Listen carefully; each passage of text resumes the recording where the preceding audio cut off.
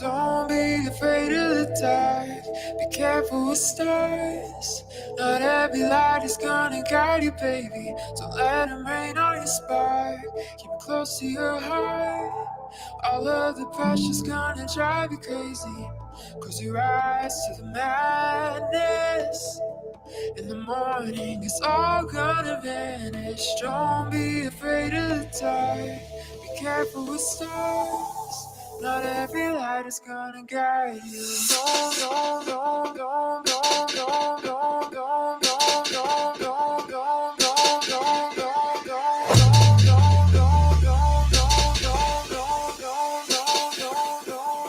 Don't be afraid of the dark.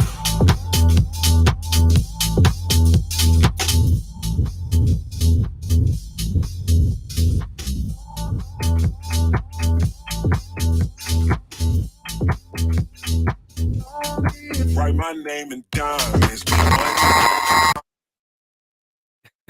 knew it was going to do that crap. I knew it was going too well. I'm going to have to work on, man. That's really irritating me, man. First thing. Anyway, welcome back, y'all. We're here, day 2, chatting, open discussion. You know, we got some time. And my gym that I usually go to after work is shut down recently. I don't know if they're remodeling it, they sold it or what, but I got some extra time. Wanted to hang out with y'all and have the conversations that me and my homies usually have on the phone for like hours at a time sometimes. Depends on how much we get into it. But one of the ones I'm always daily working on are the words that I use. And before I even get into it, Troublin', how you doing, man? Of course, my man Skyler's with me, Troublin' Tribune himself. What's up? Oh brother? yeah, man. We're doing fantastic. This is one of my favorite topics to discuss. Words of power, cymatics, the science of sound, if you will. What the heck is this all about? There are some people who have claimed to do some crazy things with it, from manifesting their greatest wealth to making giant stones float. Who the heck knows, man? I'm excited to get into it. Yeah, all facts. I mean, there's so many different directions we can take. The ones I was hoping to start off with was the ones that a little bit closer to home, which is our own chosen words. Where unlike the thoughts that we experience and that we have from day to day, that we can't necessarily take accountability for or as our own, as we share very similar, if not exact same thoughts, depending on our emotional state and our, practical awareness at the time, as it were. But words, it's different. And different religious texts, of course, the Bible as well. It speaks of how much the tongue holds power and within death and life. And on so many levels, of course, we always speak about how there's a fractal environment, a fractal reality we live in. So many levels to discuss about this. For me, it's about, at least currently, mastering my own self, therefore watching my own words and being very conscious of the ones I select to come out, especially on a day-to-day basis. And for me, one of my small but yet ongoing triggers is, yes, traffic itself. One of my little pet peeves. I'm sure, as it is for everybody, is a similar frustration, I'm sure, across the plane, no matter where you live at.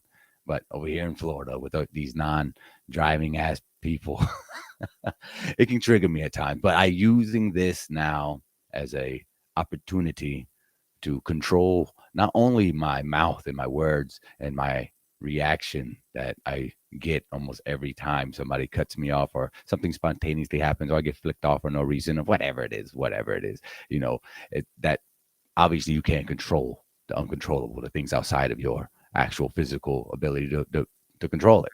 But I can myself, and therefore willing myself to almost transmute that energy in my mind to my hands like a ball of energy and just kind of like put it back in me and allow my thoughts to kind of let it up past me, let it kind of just do its thing, and then flip it on it and everything, and just either let it go or allow it or put that energy into a different thought.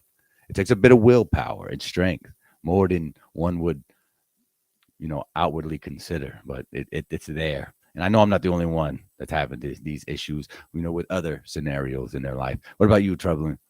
The There's a lot of basics. Yeah, man, there's a lot of nuance in what you said. Is the words of power, the manifestation of putting stuff out there, the masculine principle of I am. And then there is, of course, the feminine principle, I am becoming. And that's all, hermeticism, occultism, as it will. You can think of it however you want. It's just how I identify it. And you have that in the latter, you have the ability to let things go and have certain energies transform into others, which is really important to do if you don't want to be a slave to your own knee jerk reactions. Right. Because then it starts there. It sounds so stupid and silly and simple. But if we can't even control the base reactions that we give and, you know, our daily frustrations and mild inconveniences, what hope will we have to attaining another level of self mastery or control? So it's these little tasks in life that majority of us seem to absolutely fail at, including myself. Again, I'm putting myself on the chopping block first because I know I'm not as stoic or as self controlled as I would like or as I would know as I can be, as all of us can be if we choose to, you know. And therein lies the words, not just the words we say to people, but the words we say to ourselves. Those words hold even more potency than the ones that come externally from others. For the words that we say to others only project our version of them through our small window of perception and what we know about that particular person or what we feel or think we know about them, which is usually, again, just a subliminal projection of oneself and understanding of what they think they're looking at. People, inanimate objects too, I would assume. But still, the words that you say to yourself hold much more potency and gravitas because you take it much more seriously because you're the one saying it. So go ahead. I'm No, talking too you're much. fine. And when it comes to mastering, yourself, mastering the words that come out of your mouth, I know that kind of seems like the shallow end of it, just the words. It's really about the thoughts that you're having, which goes into the exercises that go into mastering what words come out, right? You basically focus your thoughts. That way you don't just utter the monkey brain sentences that come out in reaction to things. There are actually 4 stages that I've come to recognize that was actually pointed out somewhere, but I can't remember the name. So you're gonna have to forgive me for not being able to quote it perfectly. But it basically goes down to this: when you're born, we are basically unconscious. We are becoming aware. Right? There's not a whole lot of talking. There's not a whole lot of assertion. There's just the assertion of food, right? And constant becoming. So there is um, unconscious incompetence. You're unconscious and you're incompetent. And then you can shift by exercising your thoughts, becoming smarter, more intelligent. You can become consciously incompetent. Now you're aware that you are incompetent. And then from there, you become consciously competent, which now you're competent and you're aware that you're competent. And then from there, you can become unconsciously competent, where you don't even have to think about it. And now things are just flowing, baby. I like it. I like it. Almost a hero slash fool's journey. to, It's to the keep same. up. Yeah, yeah, exactly. 100. So, one of our favorite experiments that we always go back to in the Melodome, and not just us, many other people, because I don't think we fully grasp the severity of it. And that's Dr. Iamoto's test with the water. And so many people do this online, even today.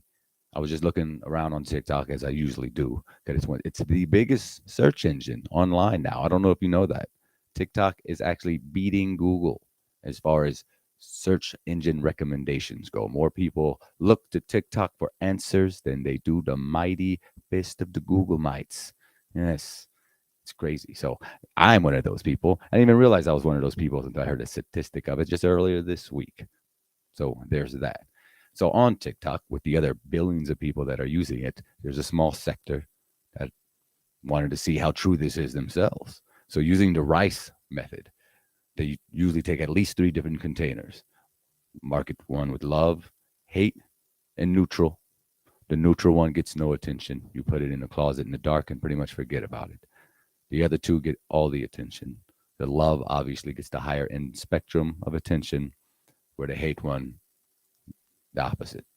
And it's unanimous across the board. There's not been anyone who does this test and it not have almost the same type of results time and time again through different people. Most of them probably don't even know each other. It's there, it's a thing. So the words we say to things and therefore ourselves affect reality, just the way it is. Just the way it is. So the more conscious we are of watching what we say, and like someone said in the comments, that with intent and focus, and with whatever vibration of our heart is vibrating at the time when we say those things, will determine on the other response we get. And hopefully, if you're mirroring out love, that's what you'll get in return. Yeah, intention, energy, and context. It's obviously not just about the words, but about the emotion and intent behind it. So, Yeah, I'm just gonna play this in the background so people can get like a visual representation of what it looks like. This is just a video on YouTube, like so many of them are, of demonstrating on how these are words itself and our attention. I imagine it's not just the words, but again, like he said, the intention, the intent, the actual desire to want to create good or putting out negative reinforcement energy. to destroy. Yeah, facts, man, big time.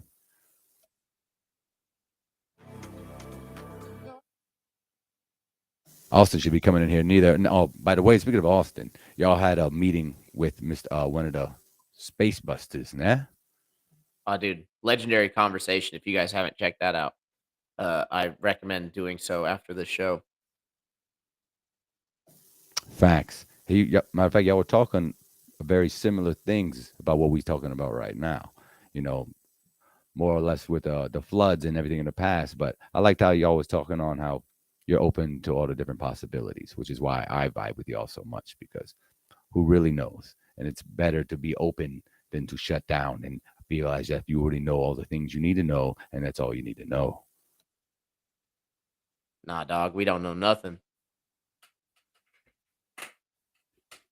Also, yesterday we did a little TikTok. I was gonna go on the Rockfin, do the FMX radio thing like we like to do usually on the Rockfin. I've been hit so many times over here on the YouTube side of things. Have to kind of downplay it a little bit. I got to be careful. Too many strikes. So we attempted to try to stream to both. It didn't work out, but we was on the TikTok, and hey, man, we had a nice little musical flat smacking event. My boy Caleb Fe showed up from TikTok. He was hanging out in the chats for a bit. Whole bunch of cool cats over there. So I don't know who's listening now, but you should check it out sometime. Shout out to the Rockfin crew over there. I don't know who's watching. I got nobody in the comment section, but I love you and thanks for tuning in. Thanks for hanging out. And our Wednesday afternoon, it's crazy Wednesday, doing it live. I don't know how many people go live on a Wednesday afternoon, but hey, it's us. It's us this time, Let us know if you want to come in. I've dropped the link over in the YouTube comment section. I have it pinned. So if you want to slide up in here, give us your comments, your thoughts on words of power, power of words, however you want to look at it. Are you really dead set on your manifestation? You already know about this? Are you new to this? Let us know, because I'm not new, but I'm still feel I'm new enough where I know I don't really know enough.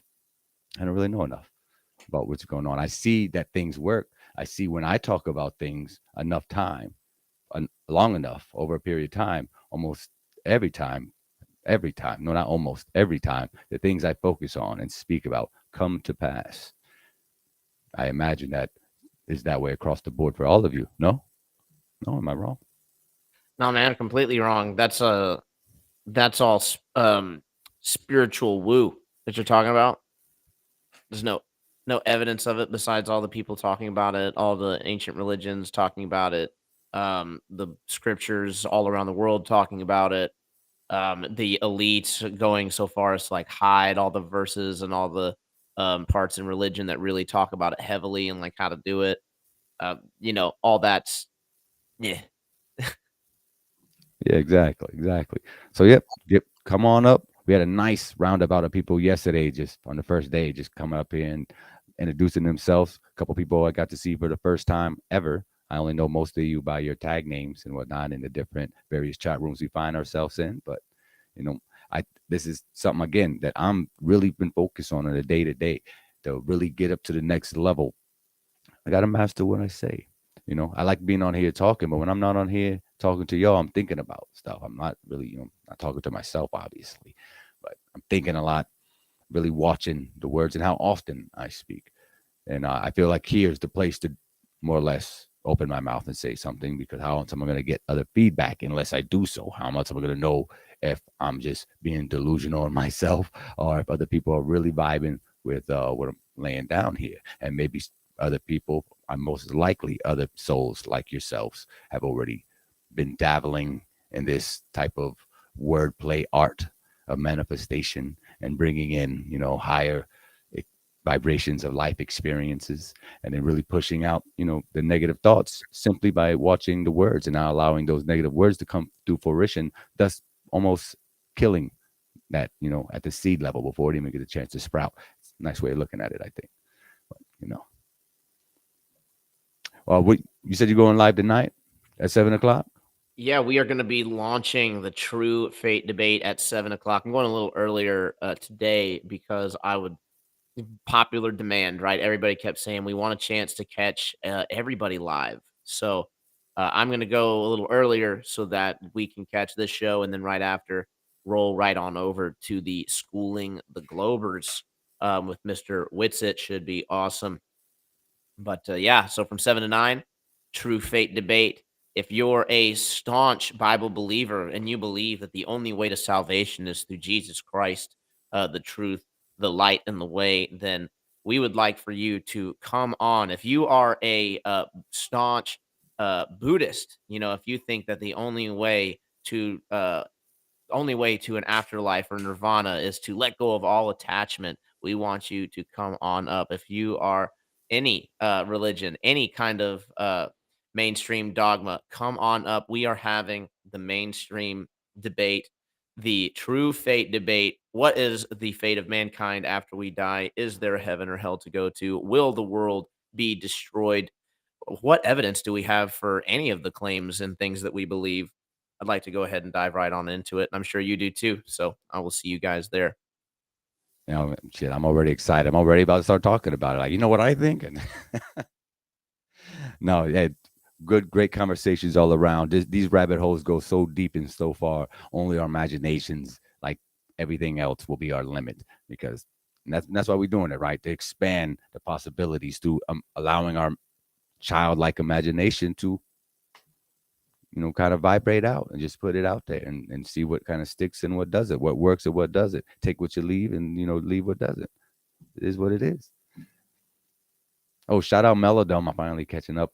The whole chat room. Shout out to everybody who just chilling on a Wednesday afternoon. Not sure what time it is in your time zone, but it's around almost 3:30 here over in Florida, Central Florida area. And we're just hanging out, doing our thing, chatting with you. We be having these phone calls almost daily, goes this deep on random things. And sometimes we even get a little heated arguments at times. And those are sometimes probably the best ones. Yep, shout out Melodome. You should jump on if you're free. Any of y'all should jump on if you're free. Don't be shy. Mellowmanda, GG, Lord Racer. See you on the comment sections hanging out, kicking your shoes off, grabbing your hot tea. That's great. While you do it, come on here. Say hello. Let us know what you think. What did you manifest today or yesterday? What do you plan on manifesting? A trip to Vegas. I know a lot of people are working on that trip to Vegas, that savings, manifesting those good opportunities for financial gains. It's a blessing. It's not a bad thing. And I definitely don't think it's an evil thing. The people who go around saying money is like the root of all evil. It's like, no, it's the love of money that is the root of all evil. It is the love of possessions and things, right? So I don't necessarily think that people out here going and putting their neck out there to spread information and keep people in good spirits is a unworthy service to be out here on the marketplace. 100%. 100%. Oh, dang, you at work? It's all okay, homie. It's all right. Next time. One of these days, you'll be able to slide in here. So it's all good. It's all good. Wes, you're commuting, my friend. Of course you are. I know you're going to be there no matter what. Rain, hell, raise, Godzilla stomping around. I know you will make it. Ain't even worry about it.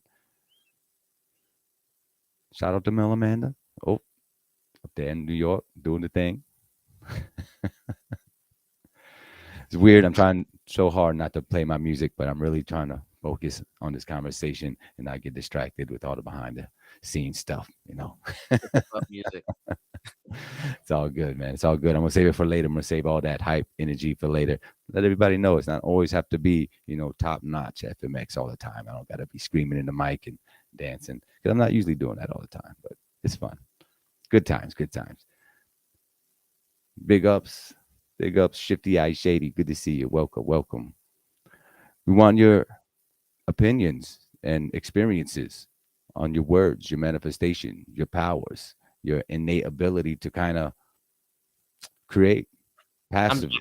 I'm actually surprised that no one in the comments is like disagreeing with the whole words have power thing, right? Because it's like, isn't the whole words have power thing the same as manifestation, which is the same as like Satanism and things like that? Like, I know that there are some strong opinions in this community for sure. So we What definitely it is, what it is we're vibing so high right now. We're not really attracting those people. It's it's true. probably simply what it is. I know over in a debate, the debate areas, you're gonna attract debaters. People who want that. I guess I'm not really attracting the confrontational type here. People's like, you're wrong. How dare you? We go to heaven or we don't, or you're in a box and you're worm food and No, that's the true fate. I'm more talking like just the somatics, right? The power of words and the power of sounds and frequencies. right. No, that as well. That as well. That especially right now.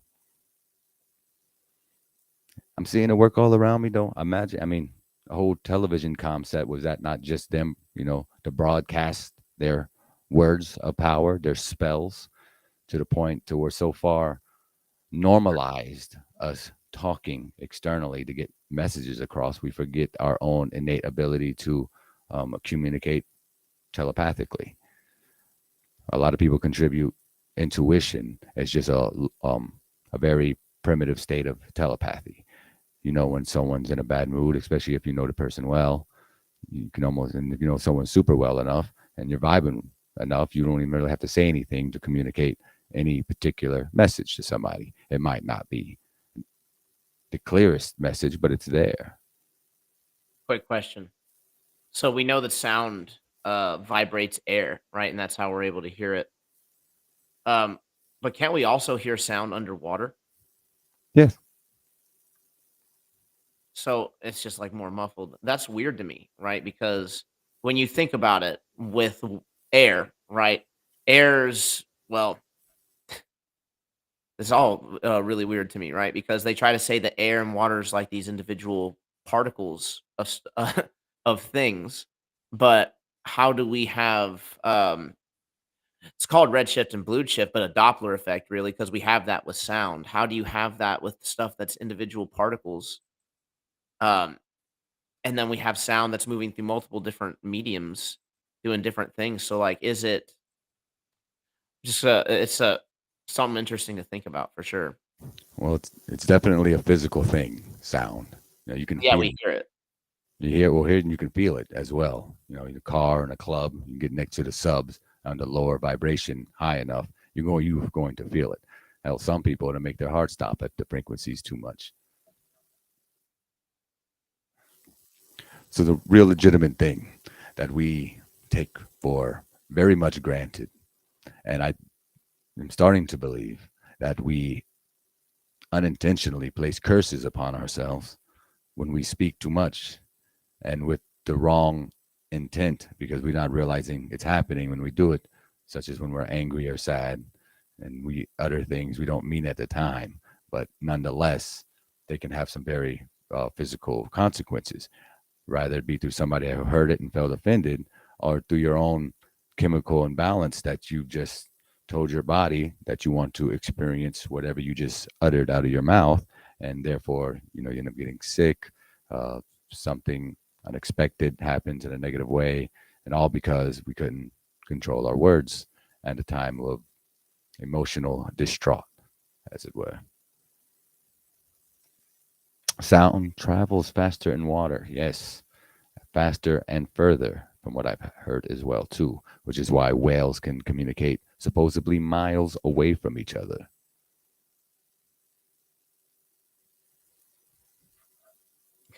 A very good Spanish evening. Good evening, Mr. Alex. Good evening to you. You're here manifesting things with our words right now, calling out to the internet, looking for other people who are also word manifestors, or at least conscious ones. We're already all word manifestors, aren't we? But, but we're trying to be conscious of it. Maybe, perhaps, collectively so. We spoke about this kid's game, what, like a week or so ago, our last Melodome actually, about light as a feather, stiff as a board. Remember the conversation? Oh yeah. So, what if one of the reasons it works is one is because there's several conscious people saying the same pattern and frequency of words with the same intent. It kind of gives it more of a plausibility thing happen if you look at it with all cymatics and whatnot involved. What's up, Austin, brother? Where you at, man? Where you at? What's up? What's up? Hear you loud and clear, my friend. Yeah, I just wanted to stop in. I was thinking you were saying something. Whales communicating. I think that debunks the globe. It does, actually. What about space whales? Like Not, Wilsiak. but Nobody I'm out watches. running around with the fam and stuff, and I just wanted to pop in and say what's up. Nice. We always appreciate you coming in as a celebrity guest, as usual. Send our love to Nah, the fans. stop it. Where's Ah. Red Carpet? So it's all good. What are you manifesting out here today with your family? What are you telling your kids? What am I telling him? Well, What are you currently I'm telling him to save his money. My oldest one. He's wanting to burn a hole in his pocket. But yeah, I talk about, words have power. I'm always, when they say the word hate, I'm telling them not to use the word hate when, you know, things like that. But I want to play devil's advocate a little bit. I'm going to say that we should stop saying we can give words power, giving away our power to words, when I think technically it's more of intent behind it. Because, okay, so for example, right, you're talking to your dog. Your dog doesn't know English, right? But you can, in a happy tone, call it all these ridiculous names, but it still thinks that you're being sweet because of your tone. And then, but if you want to act angry, but yet you're telling it that you love it, it's going to think you're being angry, and it's going to like fall back, right? So I don't think it's necessarily words more than it is your tone, your presentation, your intent, the vibration. I mean, you can use that with any word. Or am I Well, wrong? oh, I'll hear you, and I'll check you by saying there's actually this really weird video of this dog who they decided to name Diablo.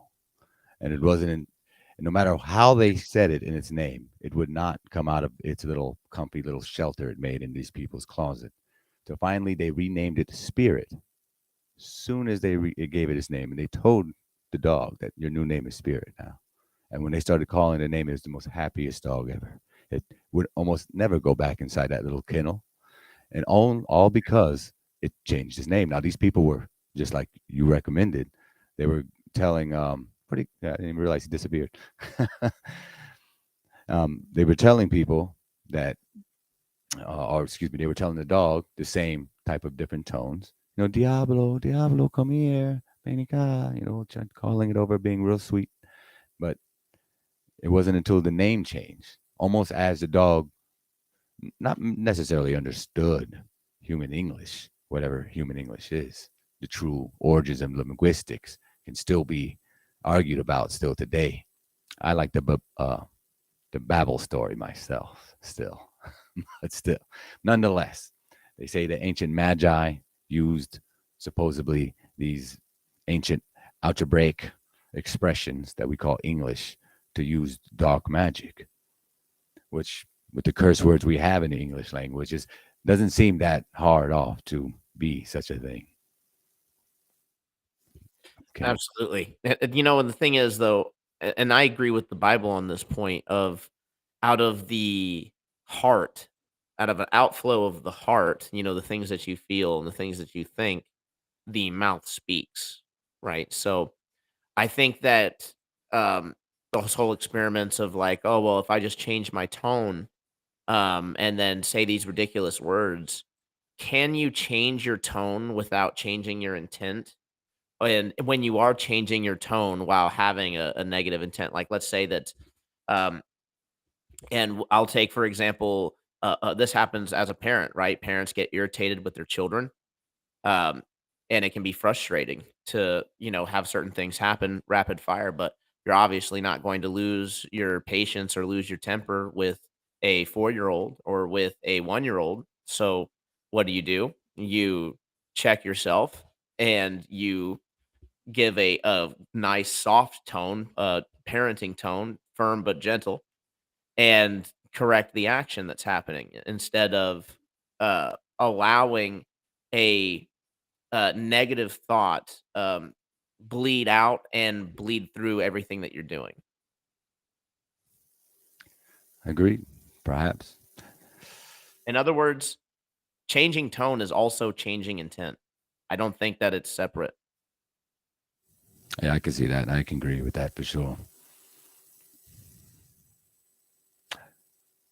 I still feel that even with deliberate intent and tone of a pure heart, that there's certain words that even if you have the best intent and purest heart, if uttered, you're still cursing yourself, which is why we have curse words in the first place. They've made fun of this line on South Park before. I found it quite funny, but nonetheless, it's true.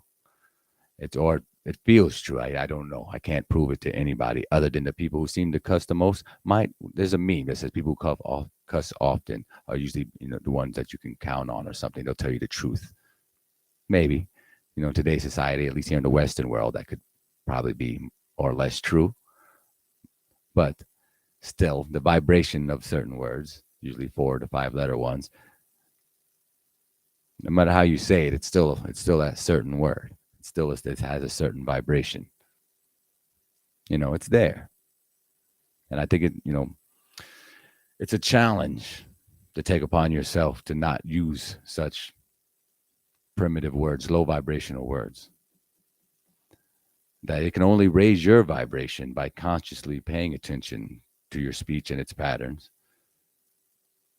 And then allow you to attract new words, ones that aren't so familiar in your vocabulary, that would allow you to reach another group of people who are already vibing on that level. Of verbal maturity, I guess, would be 2. And the small steps, very small steps, but is that not like a path to some type of, I don't know, not enlightenment? I'm not articulating my words the best right now. Sure, I'm trying to be conscious of them. You feel what I'm saying? Absolutely, man. Shout out to Rockfin and YouTube, hearing us just gab away, trying to figure out what the meaning of words mean and what they mean when you say the word you mean. This is obviously a trap. Us wondering about the words and what they mean, and them having to then do that for every other language, just keep us in a circle and not ever just doing the biblical instructions. Being facetious, of course. That Could is be. a possibility. It is a possibility. But Yeah, we gotta leave that on the table too. We'll put that on the dark corner of the table. Look at later. No, but man, words are more tangible than I think we've been told at the very least. Because again, like I said, when you speak about something that you desire or you wish to obtain or to experience, and you speak about it enough, have you not experienced that yourself when you focused with your attention and spoke about it? did it not come to pass every time. Yeah, especially the stuff that you really focus on over time, right? And it's like the bigger the goal, the more time and the more consistent affirmations it takes. But Same here, it's Miss a Gigi. formula.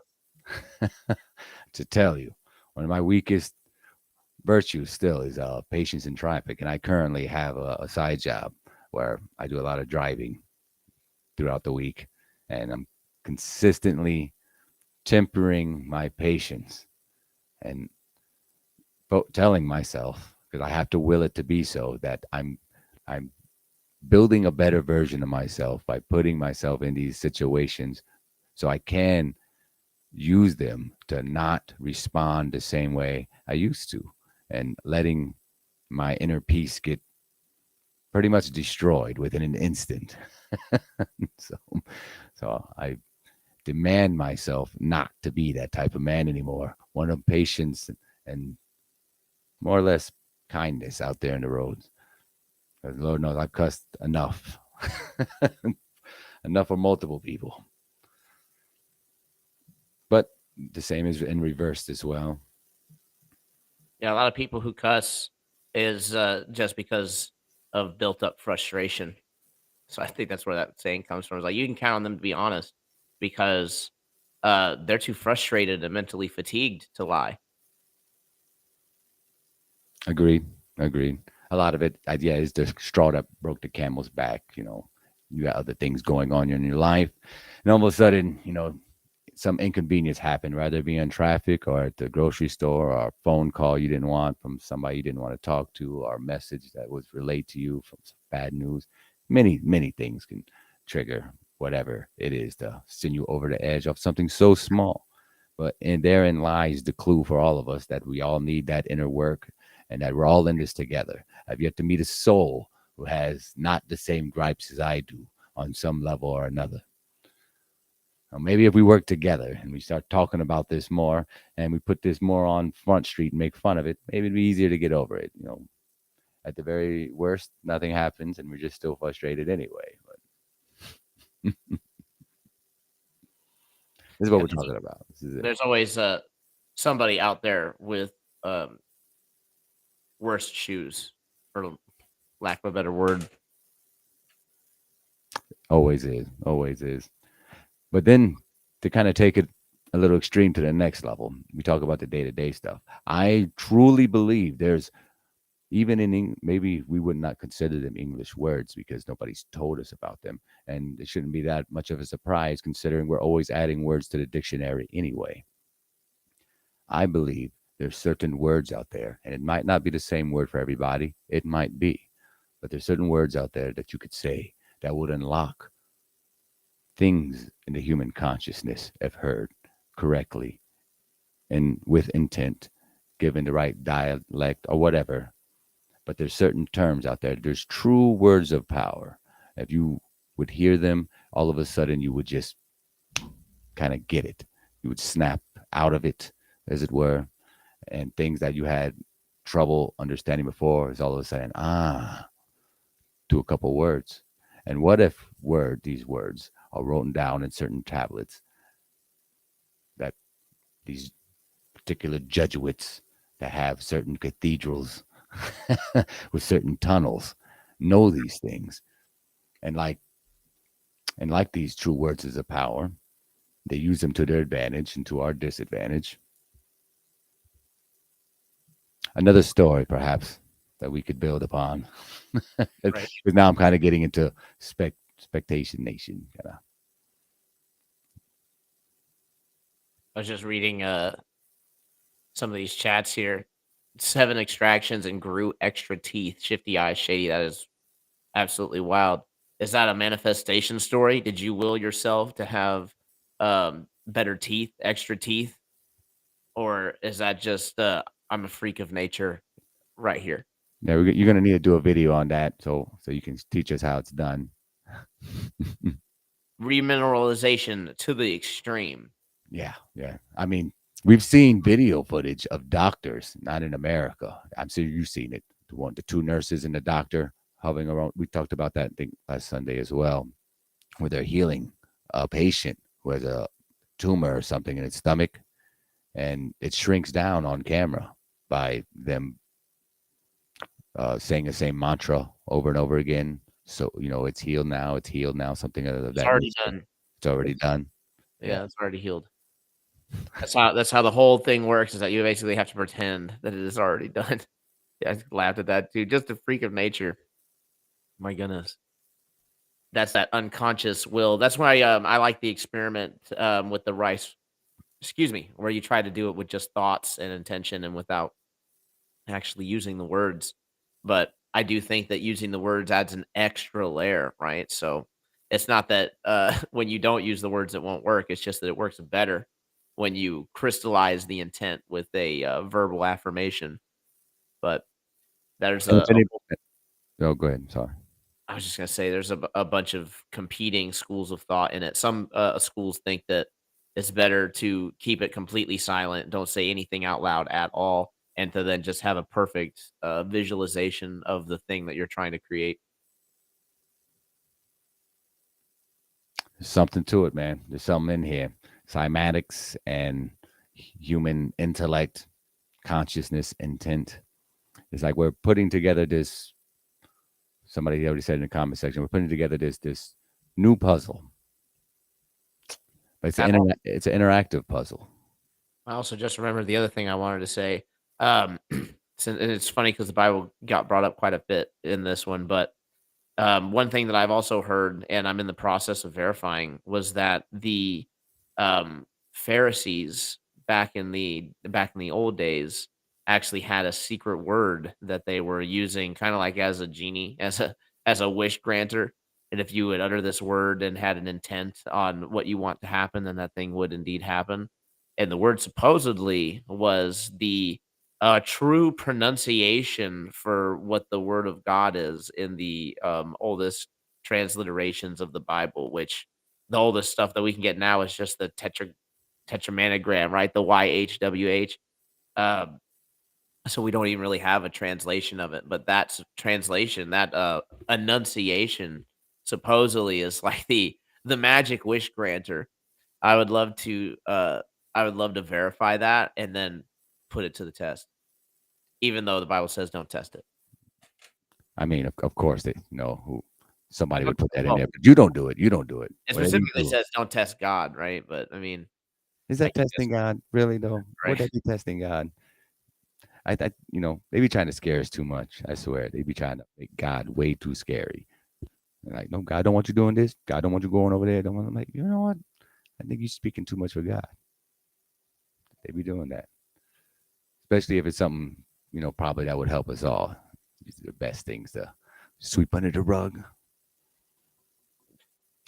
Yeah, Words of power, man. Words of power. I think we're learning. We're really learning a lot, and us, keep bringing this up every so often, and then sleeping on it, and then we're picking up. We're letting it come to the forefront of our mind. Oh, we got a guest. Excellent, excellent. Hey, Miss Gigi, welcome, welcome. How you doing? Can you hear us? Can you hear us? Everybody. Yeah, can you hear me? I have a shitty phone, and so I don't really know how long I can stay on because the battery's at like 20%. But I'm at the beach right now, so I'm trying to manifest the sun. So I thought maybe we could all like get the sun to come out or something. I don't know. You want to do some cloud bursting. Isn't there like a sun I turtle don't know dance? what I'm trying to do. Oh, this is I easy. can't really afford to do much anything else, so I'm just sitting. I'm actually just like, there was a rainstorm. It was actually cool just sitting here watching this storm go by as you guys were talking. I've been sitting here just listening, and it's been cool because I get to see. It's just gorgeous outside, no matter what. But I really want to enjoy the sun today. So anyway, So here's what I just wanted to jump on and say hi to everyone. Well, Gigi, thank you're you. in the right I place. can't hear you. Say that again. Oh, thank you. I wonder if I'm just like not coming through or what. Yeah, what you're talking No, about, it's you just want probably my shitty earpiece. there you go. We're talking about Oh, cloud sorry. bursting. if you're trying to get the sun to come out. So what you do is you would look at the spot where you want to open up, and then you just uh it's really hard to imagine, right? You gotta believe that you can do No, it.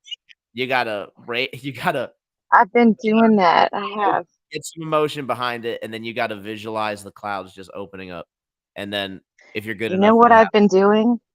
So I actually had this beautiful opportunity when I got here about an hour ago, and the sun was out. It was gorgeous, but I could see the clouds were coming. So, Troubling Tribune, thank you so much for that advice because honestly, that's what I did. I was sitting out on my beach chair, and I actually had a chance to go in the water, so my hair is all weird.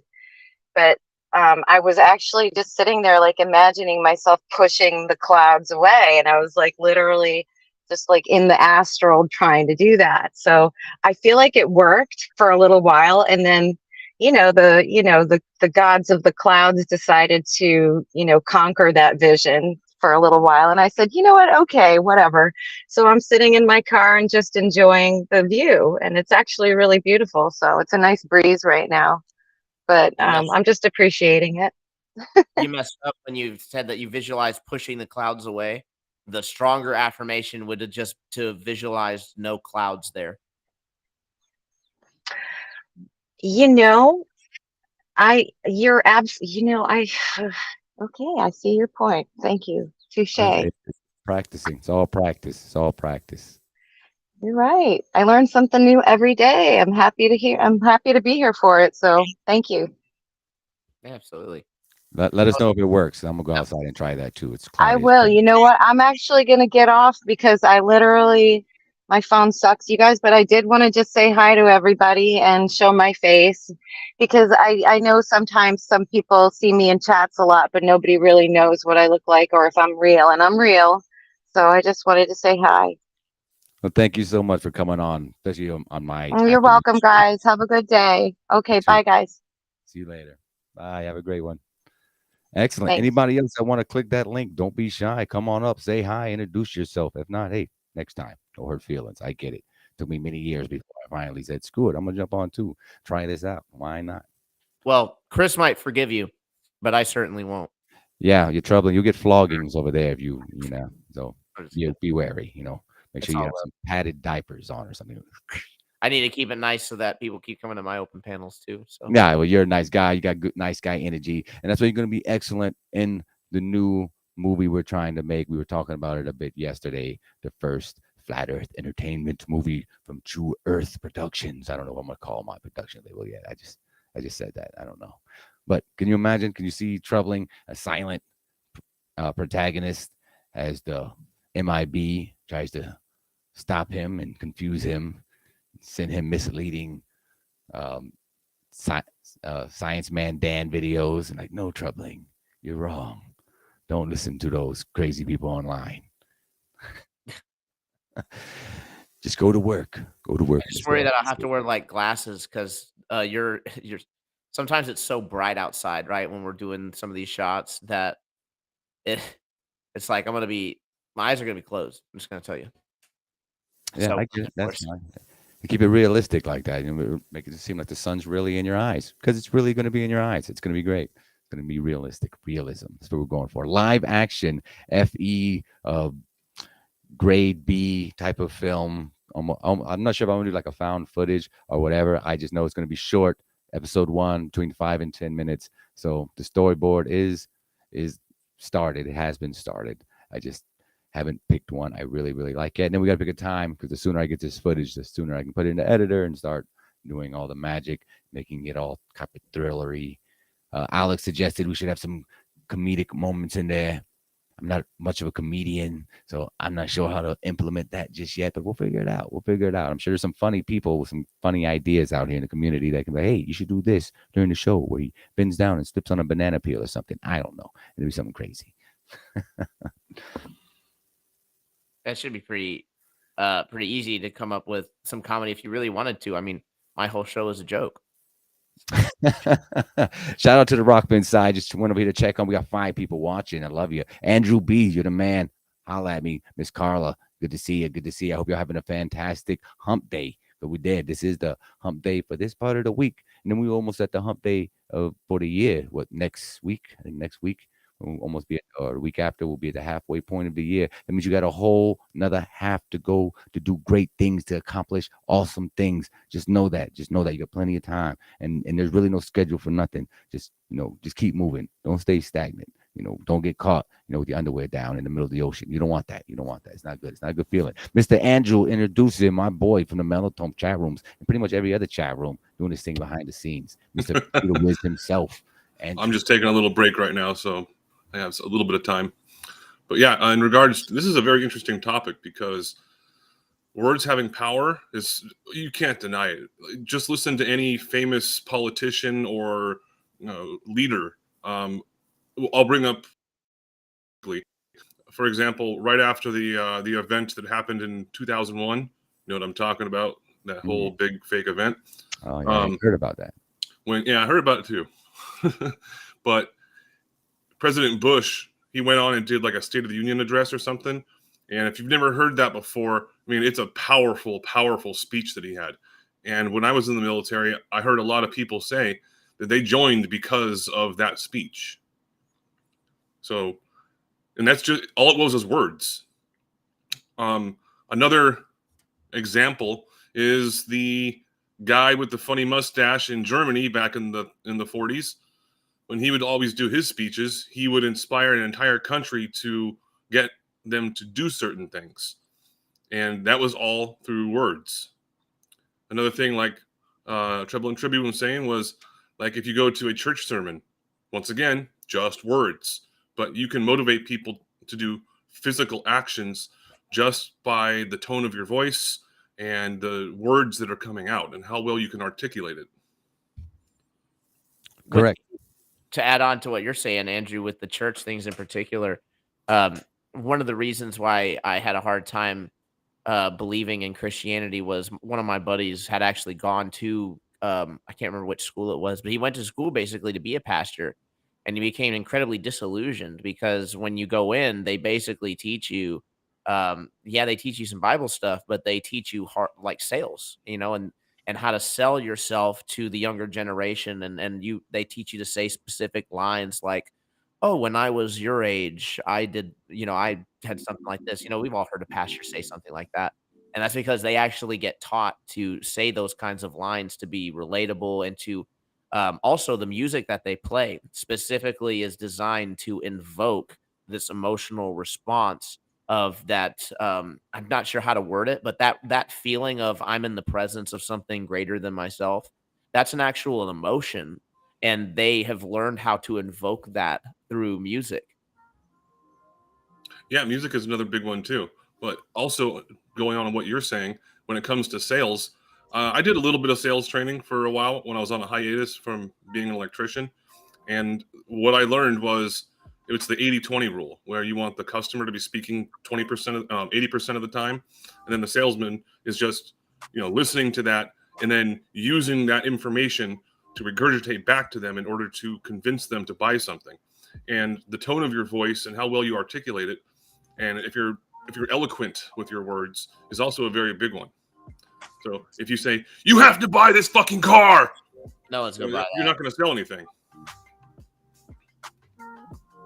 Yeah, that's facts. That's fact. Good example. Good example. But, Layla in chat was saying, can we not say those two words? Well, it's not my stream, so I'm not going to say them. You have to beat around the bush on YouTube. Yeah, definitely. Beating around the bush on YouTube is the safest way to go. Now, that's just unfortunately how it has to be. When we go on the Rockman side or even on the TikTok side, throw all that out the window, pretty much say and do whatever you want to. But yeah, here we gotta, be extra Boy Scouty, but it's okay. Yeah, YouTube is a bitch because it's not because there's someone sitting behind the screen constantly just listening to you. It's that they have, a program that is just monitoring every single thing you're saying, which is really, really simple. Just like if you want to talk to your phone and ask Siri or Google something, even if you have broken English, it can still understand what you're saying. So Google has the exact same stuff going on with YouTube. So you get flagged real quick for just a small little thing. The state-of-the-art algorithm flags you if you have the words 9 and 11 within 200 words of each other, and then it'll also flag you if you say the word. I could just go on with that. You guys get what I'm saying, man. It's just automatic and stupid. And it's all right. We're gonna rise above these slight inconvenience challenges. That's my aspirations and expectations. Because no matter the type of obstacles they keep putting in our way, we'll always find a way of diverting it and still getting our message across in the same manner it's meant to. So, and then we must adapt this type of thinking. This is just the same to do with the words of power, because your thinking is going to conjure the words you're going to want to utter to say anyway. So, us changing the way we think will allow us to attract different words to use. So, they'll have to rewrite the algorithm again and again and again and again, because that's the unlimited potential that we have of our creativeness to do such a thing, and to be strong willpower enough not to let the inconveniences um, stifle us, as it were. Yeah, and I daily affirmations are also something you can do for yourself. So, like if you just write them down every single day and look at them every single day, that's how manifestation can essentially work. As long as you see them or you hear them every single day, it helps you remind yourself of, the positive things you want to do. There you go, right there. And if you've never Every heard day. of the really famous book Think and Grow Rich that was written by Napoleon Hill a long time ago, well, they have an updated version of it too. But that's what they talk about is daily affirmations. Like if you want to have $10 million, tell yourself 10 times a day, I That's want $10 million. Adam. Andrew, did you read my paper? Did you read my paper? No, I don't think I have. No. Well, why you talking about my $10 million, man? 10, Oh, 10 mil, ching ching. Yeah, Hey, Vegas is coming up. So if y'all wanna, we can collectively put our energies together. We can share $10 million. I will gladly share $10 million. We win it together in Vegas, baby. Let's do it. What were you gonna I, say, Toby? yeah, I was gonna say I hate to interrupt anybody, but I'm at that time where I have to head off for a bit. I got my own show and stuff I got to get ready for. Plus, got to do some stuff for the But family. plug it one more time. Let everybody know where you'll be at, please. All right, guys. You already know we are going to be having the True Fate Debate open panel. So come on, Bible believers. Come on, New Age spiritualists. Come on, you folk who believe that words will manifest your perfect reality. We want to talk about where all of that leads. We look forward to having the conversation. And also hit the GoFundMe. We're trying to get to Flattoberfest. It's going to be awesome. If I can go, me and my family will be there. So Your words matter. You can go. You're manifesting. I'm already there, dude. I'm You're already already there. there. It's happening. It's happening. It's It's already happening. happened. It's already There, retro causality. There's an article that came out about that as well. So much love, guys. And also, I will go ahead and throw this out as well. I know that everybody's like clamoring to go to this summit, and who wouldn't be? This is going to be one of the best online events. Oh no, oh, you froze. bro! Literally right on your out speech. Oh, what happened? There you go. You're back. You're back. It's fixed. Okay, cool. I'm still hearing everything. So, in any case, I'll just say if you guys are still undecided on who to throw your support behind for the True Earth Summit, then Globebusters 50, all caps, is who I'll be throwing my hat behind simply because Miss Cami Nodell will be donating the funds to make kits for homeschooling children, which will be absolutely awesome. So go ahead and get your True Earth Summit ticket today. So that's my shameless plugs. Love you guys. I'll see you later. Awesome, bro. Have a good afternoon. We'll see you later over on your channel doing this All right, thing. bro. Southern Tribune, flat smacking people every day like it's his damn job. Pretty much is at this point. He's more known for that than most people on TikTok. So if you see him and Caleb and all your other favorite TikTok FEers doing their thing on the biggest social media site at the moment, which is TikTok. So find TT on the double TT. You already know what it is. Andrew, what you doing for the day, dog? What you got going on? I'm just doing Python coding right now, having a fucking headache. So, and I'm still on vacation until the 10th, so next month. So, I am just taking advantage of this. Something else, because I go back to work as an electrical instructor at a school, and one of the things that a lot of instructors do is they just sit behind the podium or whatever, and they just lecture instead of trying to motivate the students to actually want to get out in there and do it. Because some of these kids, they're 18, 19 years old and rolling into a higher education for the very first time, and they have no fucking clue what they're doing. So sometimes you actually have to hold someone's hand and motivate them to, hey, do your homework, make sure you study. I'm not going to just let you fall behind. And one of the things that I've had a lot of praise for was all these different ways that I've been able to motivate people and into actually, getting A's in class rather than falling behind and failing. And speaking of that, if you've never seen the video before, it's really, really popular on YouTube. I can't remember what college or university it was. Admiral McRaven, who's a 4-star admiral in the Navy, also a Navy SEAL. He went to a college and someone's Python proficient. Well, I'm a little jealous. I'm still learning it. Same. If you've never seen that motivational speech, holy crap. And I've watched it like 5 times. And one of the things he says is every single morning, in the military, what you have to always do is you have to make your bed. Like it's a mandatory rule. And they'll come by and do room inspections on you. And they say, a lot of people hate doing that because I just have to get back in my bed the next day anyways. And he says, it doesn't matter. It's just part of your daily pattern. Yeah. And what you can do with that is you can say, it doesn't matter how bad of a day you had, you still come home to a made bed, which is very true. Yeah, I agree. Never been to the military, but I definitely have learned my own self. The mornings I don't make my bed, it's usually something else is going on in my life where you can't even take 5 minutes to make your own bed. So then later when you come back to it, you subconsciously see that you're in a messy house. So it almost sends you spiraling. So it's those little things. I don't agree with the military on a lot of things, but that's definitely one of them that I can get down with. It changes your own attitude on things. Those small things, when they add up collectively, it just makes your life that much easier, and you feel better about yourself when you have a made bed and your shoes are put away, your clothes is folded up and clean. It's just part of being better. Yeah, I agree with you. A lot of stuff I don't agree with either, especially what this military does in regards to politics and how it affects world events and things like that, how they carry them out.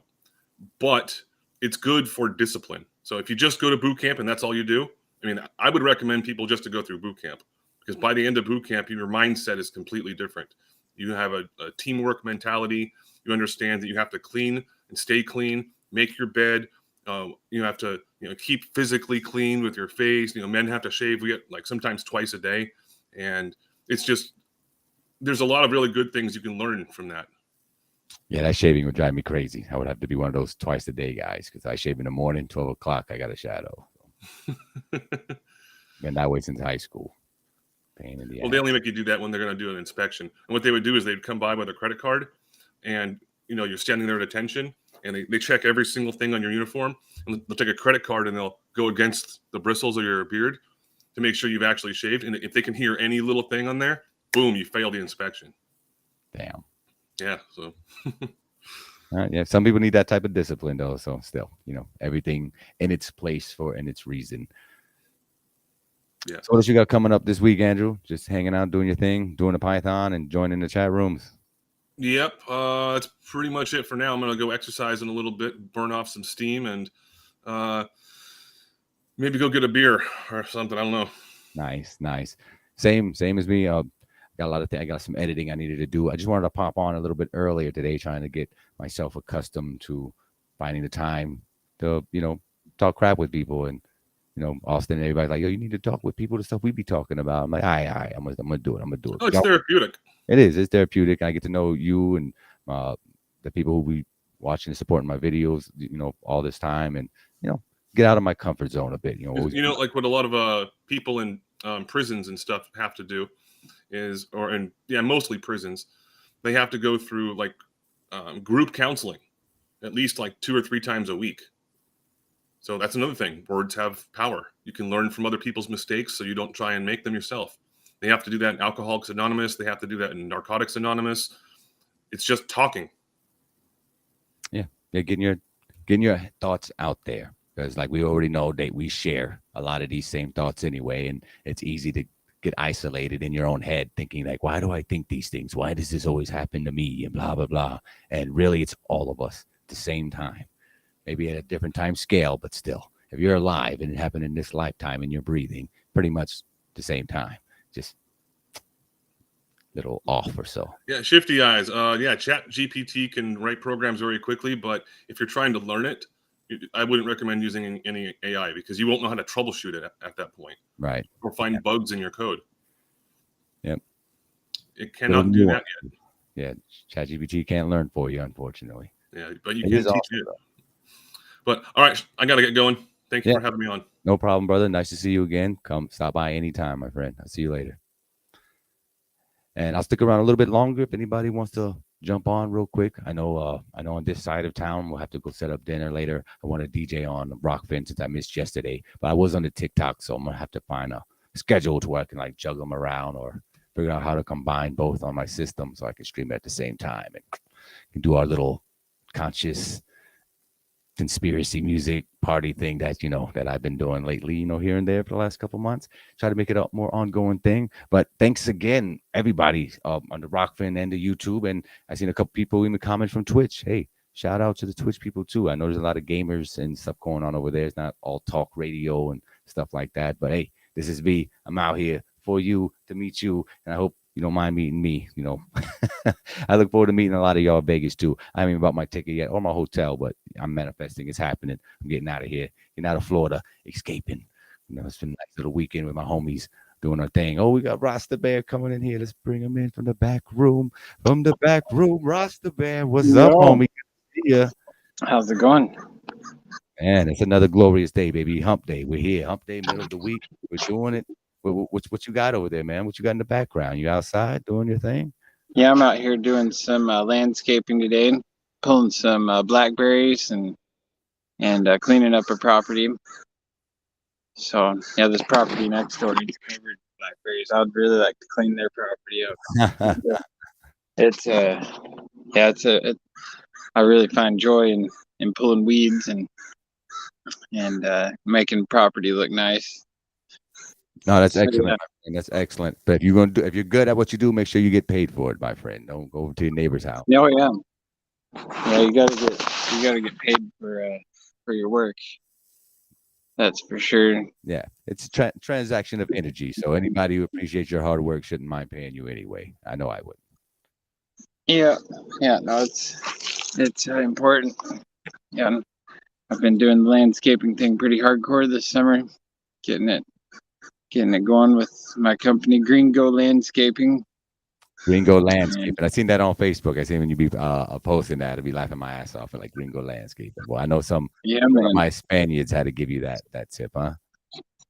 Yeah, they get a kick out of it for sure.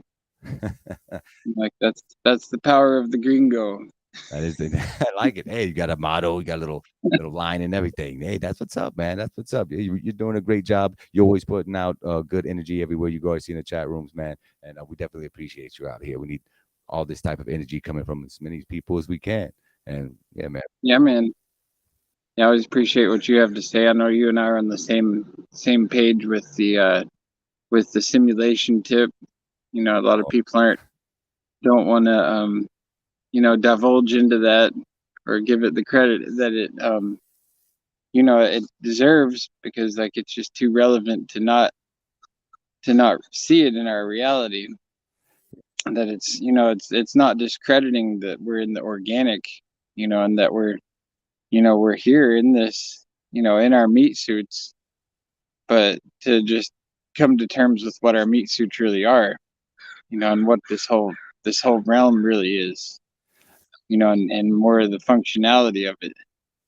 Yeah, I'm gonna have to agree with you there, my friend. It is a trigger word for many people at the moment. I can't speak for any particular people, but I would imagine that getting hung up on the word is based on the awareness of it, the current understanding of simulation, which I think why it's easy to get caught up. If you basing on simulation as what we have today, then I can see how that could be a bit disheartening. Our simulations today are very limited and it's a bit clunky, and even our best simulation games like The Sims itself isn't, everything that we experience in day-to-day life. So it seems a bit demeaning, I can imagine, by telling people that you're a simulation and you're ones and zeros, when I believe we are on the same vibe as me is thinking like, no, if this is a simulation, it's obviously not the type that we can create, but it would be a hyper sophisticated one, far beyond that we can currently grasp or understand, let alone explain in a coherent dialogue to have other people go, ah, now I see what you're saying. Because it's a vibration. It's just something that you just get intuitively from all the experiences you have, either video games, internet, thinking creatively, or whatever. So that's why everything's fractal, and the best explanation for fractalization would be simulation for me, and I think Yeah. for you. And it doesn't discredit, God or our creator in any way either. That's the thing. You got to turn Hey, off the stream. Herman, you got a little feedback coming in, my brother. And it doesn't discredit, God.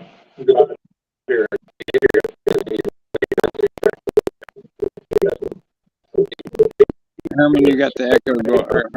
Harmon, yeah, Harmon, you got the echo going because you got to stop the stream there.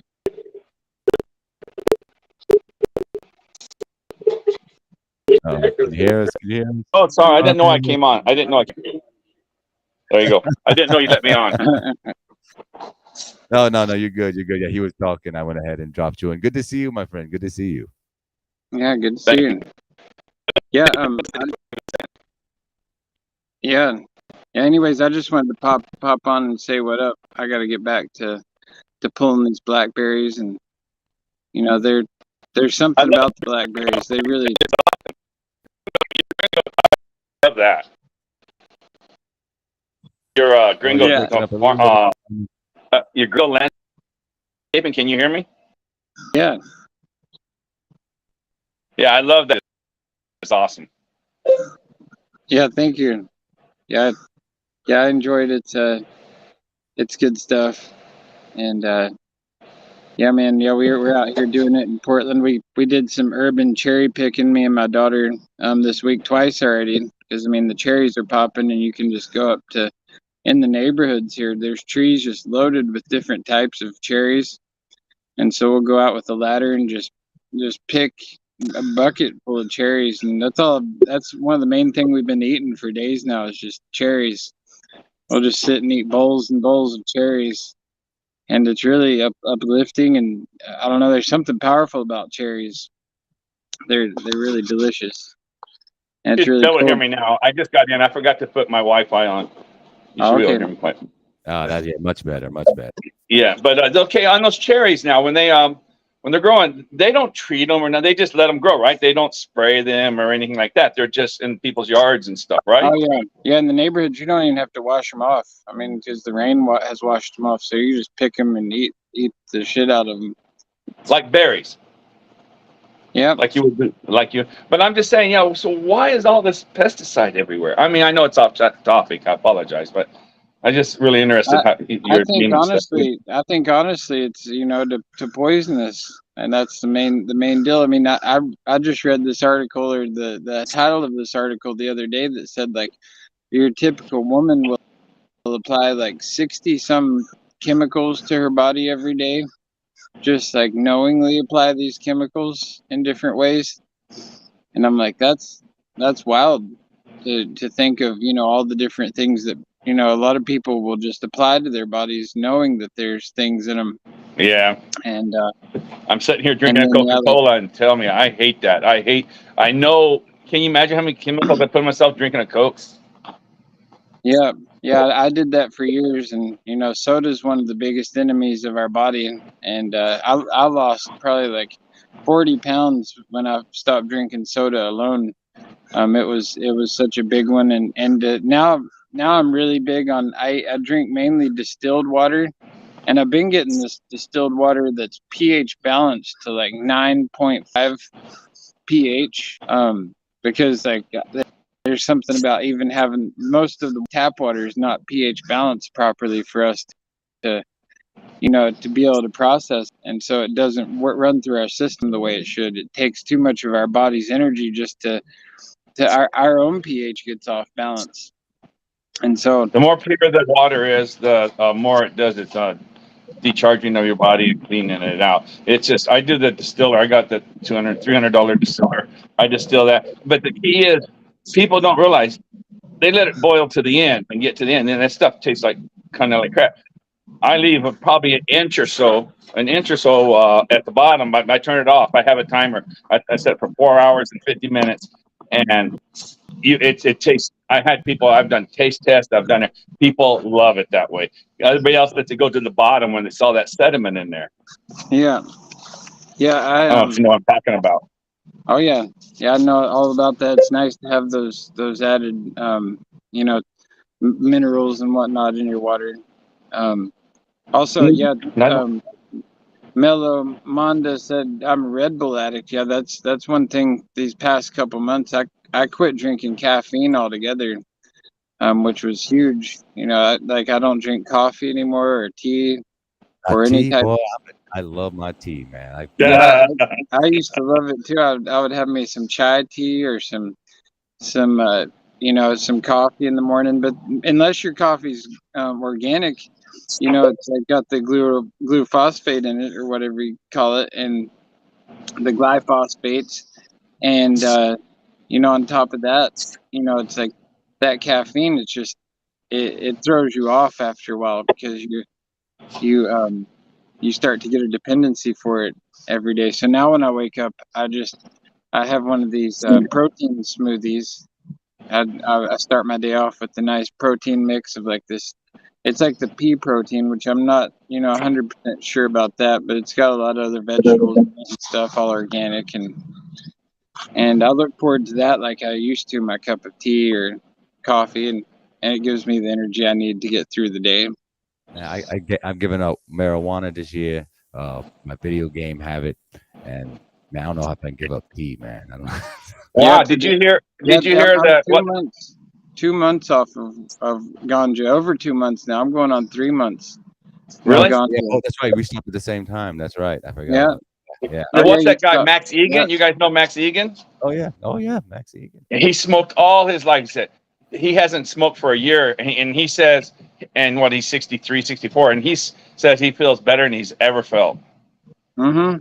Yeah, you don't that's just realize how much it hinders you and how much just having things that you're addicted to can be something that pulls you into this realm where it's like the more you detach yourself from things that you think you love or you think you care about, when it's really just these addictive attachments, when you let go of those things one by one, it helps you to, you know, to ascend to a higher realm of consciousness. I mean, I've still got it too, you know, like I do a lot of, you know, well, I've fade in and out of doing social media, and the YouTube's a bad one for me. I'm really trying to wean off of doing so much listening and just more, you know, hanging out in nature and doing whatnot. I mean, I constantly, I'll delete my Facebook or my Instagram app off of my phone, so I don't even have it to click on, and just like step away from it, because I'm like, this is, you know, I'm like, I notice myself using it too much, and then,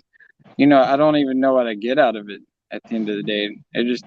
I get no benefit really. I mean, sometimes I'll link up with certain people and things like that, but other than that, in 2010, I got on Facebook for the first time ever, and I remember I was still working, and I was on it for like 2 months. I turned that crap off and said no. I said this is way out of line, just because of the time it takes you and takes your brain away from whatever. So I was lucky. I never, if this is called social media, which I don't know if it is or not, there's more information, but this is the most I've done right here, and none of that Instagram or any of that other stuff.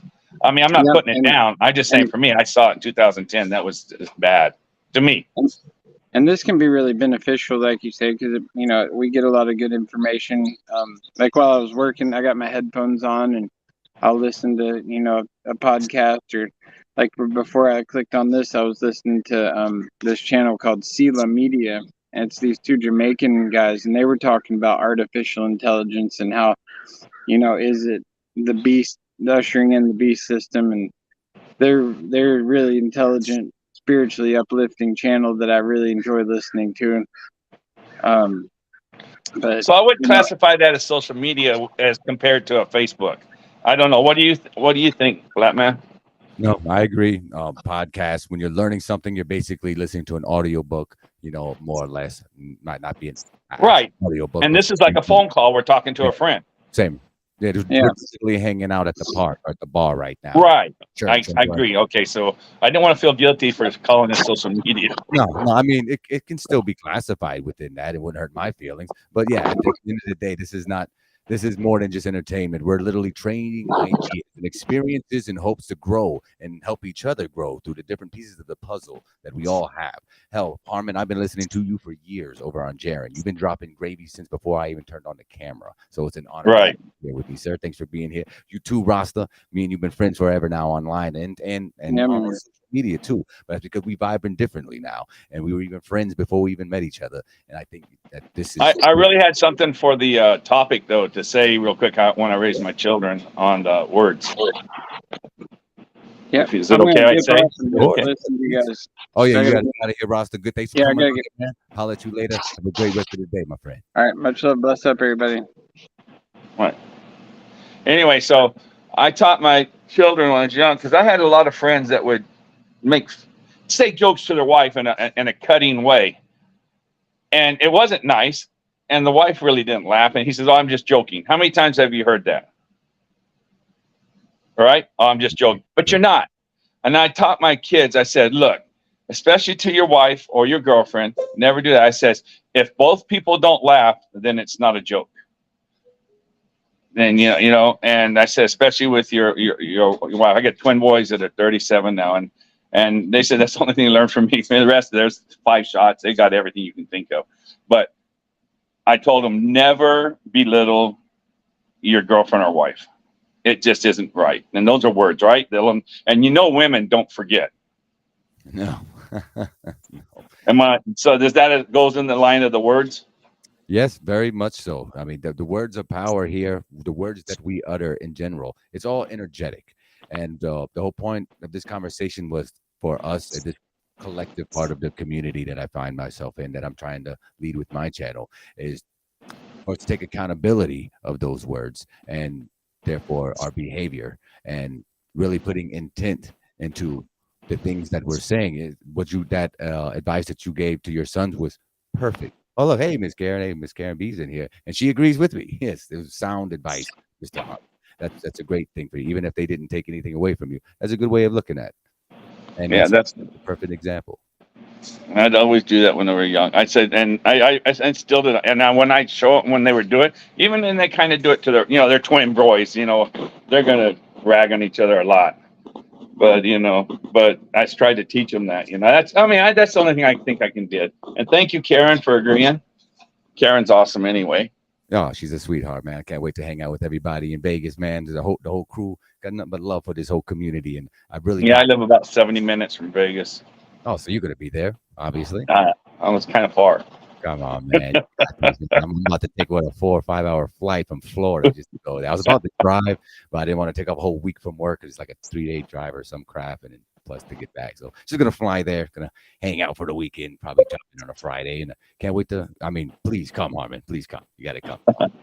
But anyway, so that's what I just wanted to say. I really want to. I wasn't going to call him, but your topic, and I remember teaching my boys that, and they really kind of did it. You have their wives say, "I've never had someone treat me so well," and neither one of them really got with their women until they were like 34. So, and now they're 37. One's married to one, and the other one's almost married. Well, there's no rush into that type of stuff. I would definitely say take your time choosing the right partner. So it sounds like they did right. Oh, well, one of them went through a lot of partners to get to the right one. Never divorced or nothing. He wasn't gonna get married till he found the one he wanted to get married to. You know what? And I didn't realize until afterwards that they didn't really get married because they don't like the government type marriage thing. They did I guess they do some kind of ceremony and they said their vows and everything, and they had like a wedding ceremony and everything there. And I didn't even realize till afterwards. He says, "Well, it's not like a." Have you heard of that where they do that?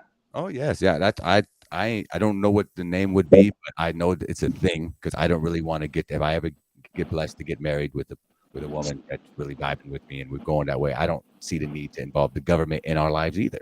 Matter of fact, I just learned recently it's probably a better idea not to involve them, as because when you get married in the eyes of the government, you're actually not married in the way you think. It's a technicality, and Yeah, yeah. through them, not even God. They take God out the equation of your marriage as far as legalities go, and the government is the sole proprietary of everything that happens between you two. I come from an old Mormon family when I was raised, and I got my great grandfather had 3 wives, right? And in the turn of the century of 1900, it was one of the first laws ever made that President Taft made that if you had more than one wife on January 1st of 1901, I think it was, you had to get rid of 2, 3, whatever you had to get rid of them. Florida, your state there had the most. There was like 5% of the whole state had more than one wife. Nothing to do with religion. That was just people had more than one wife. It wasn't uncommon. And so when they did that, and I say, okay, now they say a guy can't have more than one wife, but yeah, he can marry a Ferris wheel.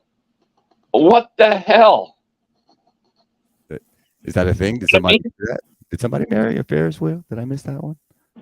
Oh, what would you think of that? I mean, is this, like you say, don't get the government involved, right? Right, 100%. And they bait you with what? Tax breaks? Yeah, exactly. Tax breaks and like maybe special parking at some restaurants or something. I don't know. So was Melodome, was his an actual wedding with license and stuff, or was it a ceremony? Just he had an actual wedding with license and everything. I remember him. He had to take off some time from work to actually go downtown with his wife to do all the paperwork signing. So, but you know, I like to think they're never, ever going to break up. So I don't think they'll have to suffer the ramifications. I think what it is kind of like a casino. They're betting against you that when you divorce, I like that money. So at the end of the day, I don't think like they're out to get you by any means. They want part of the pie. You know, everything you do, like everything else, they want part of the pie. And especially if you divorce, they want an even bigger part of the pie. So it's just a way for them to, maybe capitalize on, and again, detriment or whatever crap you're going through. But as long as you stay together, I'm sure, it'll be harder for them to reach into your pocket. Okay, I want your opinion on something quick. Who was that on just now? Traveling to was that who it was? Troubling. Andrew B was just on. No, talking about your guy. Yeah, he was on earlier. Yep. Yeah, so he's going to do a live stream about something about which is the true religion with people or something. Yes, yeah, he's going to dig down deep into the different histories and theories. Let me swing something past you. I'm 64. I went on one mission. I did all the religious thing all the way up to my 30s, right? So and then I just found out to me it's just another form of government, and that's just my opinion. But this is I came up with the other day, and of all these years of thinking of things. So, like you said, you like to go to nature. The guy that gringo guy. He likes nature, right? So I'm thinking, is this worth calling in for? Let me know what you think. So, and I know in the Bible and stuff, they think a day to man, day to God is 1,000 years to man. All those studies have come out. That's what they almost all agree on that. Okay, and all this stuff in days. But I said, okay, let's just go back to nature, because if God created the world, He created the nature that was the world. So in nature, you got the sun does the days, right? You got the moon who does the months. We know that stars measure the years and everything like that, right? And so you have the 13 months we know, and in the 13 months you have 28 days. Nowhere in nature is there a week. That's man's. I'm trying to make a point. That's man's input to make a week. Right, sure. All right. So these guys, all these religions, not even just the Christian, all the Muslims, the Jews, they all have a holy day a week, right? But it's supposed to be made with God. But yet in nature, you can't find that. So it had to be made up by man. So I want to ask them in the chat if they don't want to get mad at. So why is the Sabbath day Saturday, Sunday, whatever day you make it? Where'd you get that from? Can't say from God, because He didn't put it anywhere. No, I know where you're going. I feel where you're going with this, and I agree. This part is definitely influenced by man. The names alone, I doubt God would go around start naming the lights in the sky after demons and and, Right. angelic So beings. there is no Sunday. Correct. There is no Sunday in nature. There just isn't. So how come you guys say, "Oh, on the Sabbath day you don't do nothing, you don't do it like that"? I go, "Well, what Sabbath day?" And if you go back to God, that one day in God's 1,000 years to man. So if that's true in your guys' study, then what day is going to be 1,000-year Sabbath? I don't know. It gets dumb, is what I want to point it out to them. Yeah, Is that a point I should bring up or not?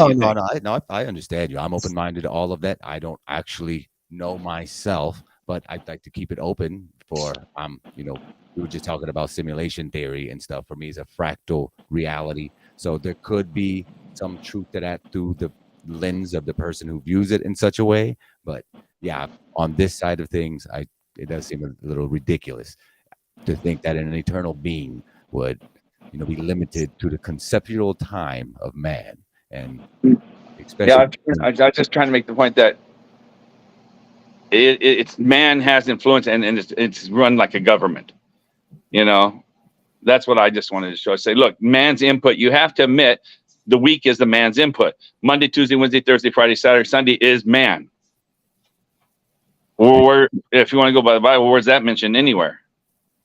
So where do you think it started? Who started? Well, I figured it just goes with the calendar to keep us as a slave. It's a work week. It's just all to enslave us and about money. That's all it is. Do you think there's obviously cycles in nature? So where would you place them along your line? What if you were God, I guess, hypothetically speaking? You mean the cycles of nature? Yes. Well, we know it's a perfect clock, even if it goes to the moon cycle for 18 years and 3 weeks, whatever it is. They all have cycles. Is that what you're talking about? Yes. Yeah, it's just nature has its own cycles. But and I don't mind that. I can go with nature because you can't recreate nature. You just have to enjoy it and absorb nature. Man thinks they can recreate nature all the time. Where do you get the mad scientists? You can't recreate anything in nature. You can't make a blade of grass. You can't make a seed. You can't make anything in nature. You can't make water. You can't make anything. You can't make a tree. Right? Just enjoy it. But man, all their life tried to say, "Oh, I can replicate this." What? Then you're a creator? No, you can't. So that's how I do it. So the cycle I accept. When man puts his own injection, like a week, a day, minutes, seconds, that's all man's injection. I try to people understand. You throw this into your religion and you accept it, but it's not from God. So where do you think water comes from? Water is not H2O. Water is water. Water and the ether to me are the same. I've talked to Melodome and stuff like that, and they're stuck. A lot of times it's truthers. We sit there and we add a lot of the man's fabrication into our belief too. Like I've tried to tell those guys forever about the noble gases, and they say, "Oh, they look out at the sky and they see these colors, and so they get this little thing with magnetic things and put it in tubes and say this is neon, this is this is this, and this." That's you making it. You're going to tell me in the heliocentric model, helium came from a planet who exploded and came to our planet. That's where helium came from. That's their story. But yet you want to accept it as part of your model that it's in the sky. You want to accept it that there's neon and that stuff in the sky, which is 100% of the heliocentric model. So either you believe in it or you don't. So you think only helium and argon gases exist in the spherical model? No, in the spherical model, they say they exist. They say that's where it's at. They say that's where the layer is. Of course, argon's one of the heaviest ones. It's supposed to be at your feet, but that's another story too. It's whatever makes it convenient to them. They're all man-made gases, all man-fabricated. Okay, for example, we're helium. You have to have a container for it, no? I don't know enough about helium. Think about it. You're gonna get a cup of where are you gonna go get a cup of helium from? Is it not digged out of the earth, helium? I like that. Well, one of the largest ones. If you study about it, it comes from a rock that some guy found in Kansas. It was one of the biggest mines of helium, which is one of the biggest Freemason guys there is. And they said they mine it and they get it from a rock, the one that doesn't escape and go up into the atmosphere. And it's in our top atmosphere, which is the most of our atmosphere is up there. It's supposed to be helium, but you have to believe that's where that came from. Instead, it's processed by man to get out however they add to it with pressure and everything else. It's not nature. Where is it at in nature? Go get me a cup of helium. Go get me a cup of argon. Go get me a cup of this. Well, like we have, what is it that shoots out of the sulfur that comes from the ground? Well, that's the you're talking about when the like a swamp is stagnant and stuff like that, and they have all that gas and stuff coming out. Doesn't that stuff kind of go up and maybe the methane you're talking about? Yeah, methane gas. Thank you. Okay, no, everything become okay. Water. You just talked about water, right? What does ice become when it melts? Gas. No, it becomes water. Vapor? You know what you're talking about when it melts? No, ice when it melts becomes water. Okay, just stationary. Right, you put an ice cube on your counter. What's it become? Right, yes, water at that point. But steam. What does it become? If you put it outside, though, yeah, it becomes vapor, steam. When the water's outside. So what does steam become, though? Gas. It becomes water. Well, it turns into gas. Everything turns back into water. So do you believe in the cycle then, or like what they teach? No. The cycle they're talking about, where I see that little circle going around through the water and stuff, and back into the air and come back down to the positive. Did you know? Okay, they try to use the magnets, right? Magnets are man-made, right? There's no magnet. There's no magnet in nature. Are you sure about that? You got a lodestone, right? That attracts, but a lodestone doesn't repel. Every man-made magnet repels, has a negative and a positive. Look at a lodestone. Get two lodestones and push them together. It doesn't push it away. Whatever the strongest part, because lodestones have stronger parts of magnet on them. You know, one part's more charged than the other. And all that will do is turn to the strongest part of the magnet. Attract is there. The attraction is attraction. You'll never get it like when you take two magnets and you push the magnet, and the magnet will push away. You'll never get that in nature. You know what?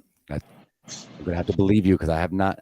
Me out of all people, I have not looked into that yet. I assumed, like most things, in the back of my mind that they taught me in school was factual, and that they could, pull them out the ground through different ores and material. The neodymium magnets. Matter of fact, I always assumed that they came from an ore that they carved into a certain shape to get a certain magnetic. And you believe at one time you believed on a ball too. Correct. That is true. That's all heliocentric model. It's all part of their evolution. It's like this guy Flap Sabbath said on your comment. He says, water can't be created or cremated. Nice. Yes, yeah, I like that. It's just water. And the thing is, that's what I tried to lead to the ether. Everybody's trying to say, to me, it's simple. The ether is the air. It's the same principle as water. When your helium balloon pops, where's that helium go? I got some of the truthers say, oh, it goes up to the very top layer of the earth and it goes way up there. It just disperses. It just becomes ether. Again, it comes back to where it came from. Water ice, steam, whatever forms of water come water again. What if you inhale the gas like from a balloon and you have the squeaky voice? Well, what happens if you inhale marijuana? I mean, it's the same thing. So it's just marijuana and helium is basically just no.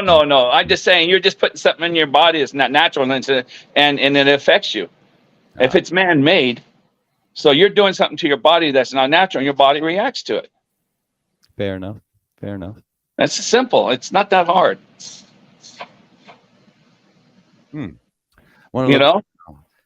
that's what I say. I always tell, and Karen never knows that. I've told Karen last time. Says a lot of the people and the truthers, they mix the heliocentric model before. I used to try to get up every day. Okay, what part of the heliocentric model do I still just accept as real? Yeah. We do it without even thinking. You're right. When we just where did all these noble gases from? Well, if you look at them, you have to have a container. Who put them in a container? It doesn't like they just bottled it. They had to do a process to put it into the container. So are you a dome guy? No, I'm not a dome that goes to the ground. Okay, a lot of buildings, if you look at them, they're domes. Do their domes go to the ground? Some of them. We have one over in Florida. Very few though. And then I've had that same people answer that. What about this? It sounds like a globe Earth answer. Oh, some do, but on the whole, if you look at all the buildings, domes just are on the top of a building. But you still have the walls. Yeah, you have the walls. But let's say you have a. If I'm going to go to the firmament half flat, let's say you got this infinite plane below and infinite plane above.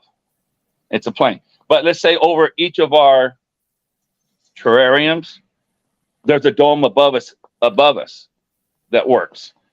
And each one, just like you've seen Dave's map where it has all the other pods out there. Yes. Well, half each pod has a dome over it and holds their system in it, their sun and everything else. That's more acceptable to me than that we got a dome, you can't leave it. I like to take that map and play with it as well. I hypothesize, because have you seen the ones very similar to that, but it's stacked on top of each other? So meaning that, yeah, I've seen that one too. To me, if it's not logical, it's just someone having fun.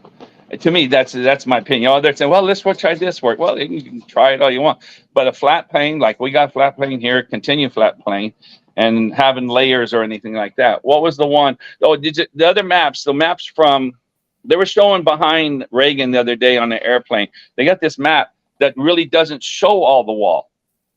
If you ever noticed that, have you seen those maps? No, that doesn't show the whole wall. No, it just shows parts here and here, and they're just places you can just sell out. I believe there's places to get out. Yes. Yeah, so I like that. I mean, it was just in a video yesterday. I don't remember where it was at, but yeah, there's just lots of openings. I like Dave's that he was in Karabutu or whatever, that new island they found out in the middle of nowhere. Oh yeah, I heard him talk about it. I can't pronounce it either.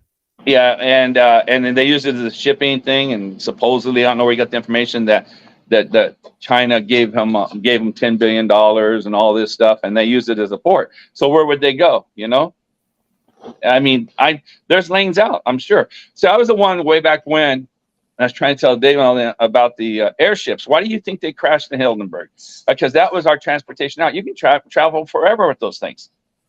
And I was telling him, those dirigibles, you look back in the 1820s and 30s, you see pictures with them, dirigibles in there.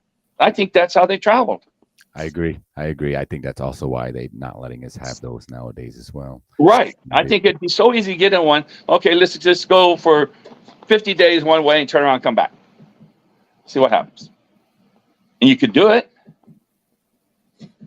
So I thought that's why they took it away, and that's why they did the hydrogen was no good. And there used to always be helium balloons, and they filled that one with hydrogen, and of course it's flammable, where helium's non-flammable.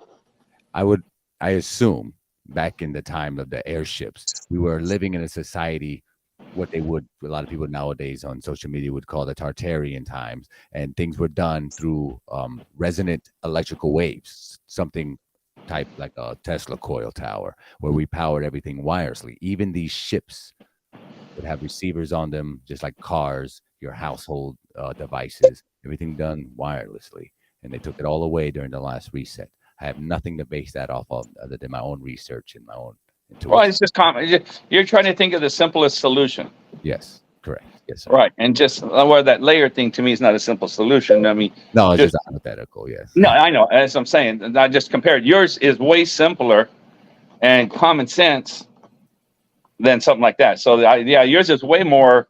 Okay, that's something to fly on and look at it. Yeah, I love the idea. It resonates with me so hard. I thank you for bringing it back up, because I wanted to put that in one of my recent edits to kind of put that back in the conscious mind. Like, hey, we used to have these things, these giant Airbuses, where regular people would get on. They say even the Eiffel Tower at one point was one of these ports for these. Right, that would make sense, wouldn't it? Yes, it would. We sure didn't make that damn thing. Come on. I like when John Levi. I'm sure you watched John Levi. Yeah, I love John. Yeah. I mean, he makes you think. But Dave gave me the perfect example of how to listen to him. Put it on another speed, 1.25 speed, and it goes so much smoother than listen to. Because I love him to death, but man, when you go to 1.2, it comes through a lot better. Yeah. Oh, that's a great idea. Have you ever done that? No, I will now though. That makes sense. Yeah, it comes through just like normal talking. So it works so much. But yeah, I like all that. I mean, definitely there's been people here. How many generations? And how did the Giants they had to leave on dirigibles? How hard is that? They all just left this place and went back to from what we know and speculate, it looks like that's where the new lands are. You know, they just go. The new. And we're not about to. Yeah, not yet. Not yet. Hopefully, maybe one day they'll release the floodgates to Oh, want to get out of I here. think there's every generations like ours. I think they just shut it down over and over again. It looks like, Yeah. you know, because Especially with this age of the internet now, and as I said, we've had the internet before from what it looks like. We've had that. but that internet seemed like garbage compared to what we got now. Like I think I know what you're talking about where they had like those ghostly images come up on the black. No. That's not what I'm talking about. I'm talking about through the ether. Oh, okay. Explain. I want to know. Well, the ether just okay. I was okay. Let's say you're in the ocean, and they tell you, oh, if you drop a blood in the ocean, a shark will smell it 10 miles away. That's what you're told. That's what they say. Yes. And I'm thinking, and I was at golf course, and I did something that made me think about it. I said, you know what? That doesn't work. You know what? Our communication right now is through the ether. In my opinion, we're coming through the ether to me and you. That's how we communicate. I agree. That's our medium is the ether. Well, what's the animal's ether is the water. So they communicate through the water. Water is just thicker ether, if you want to know what I think. Sure. Okay. And They so say here's sound travels further in water. So huh? they say sound travels further in water. That's yeah.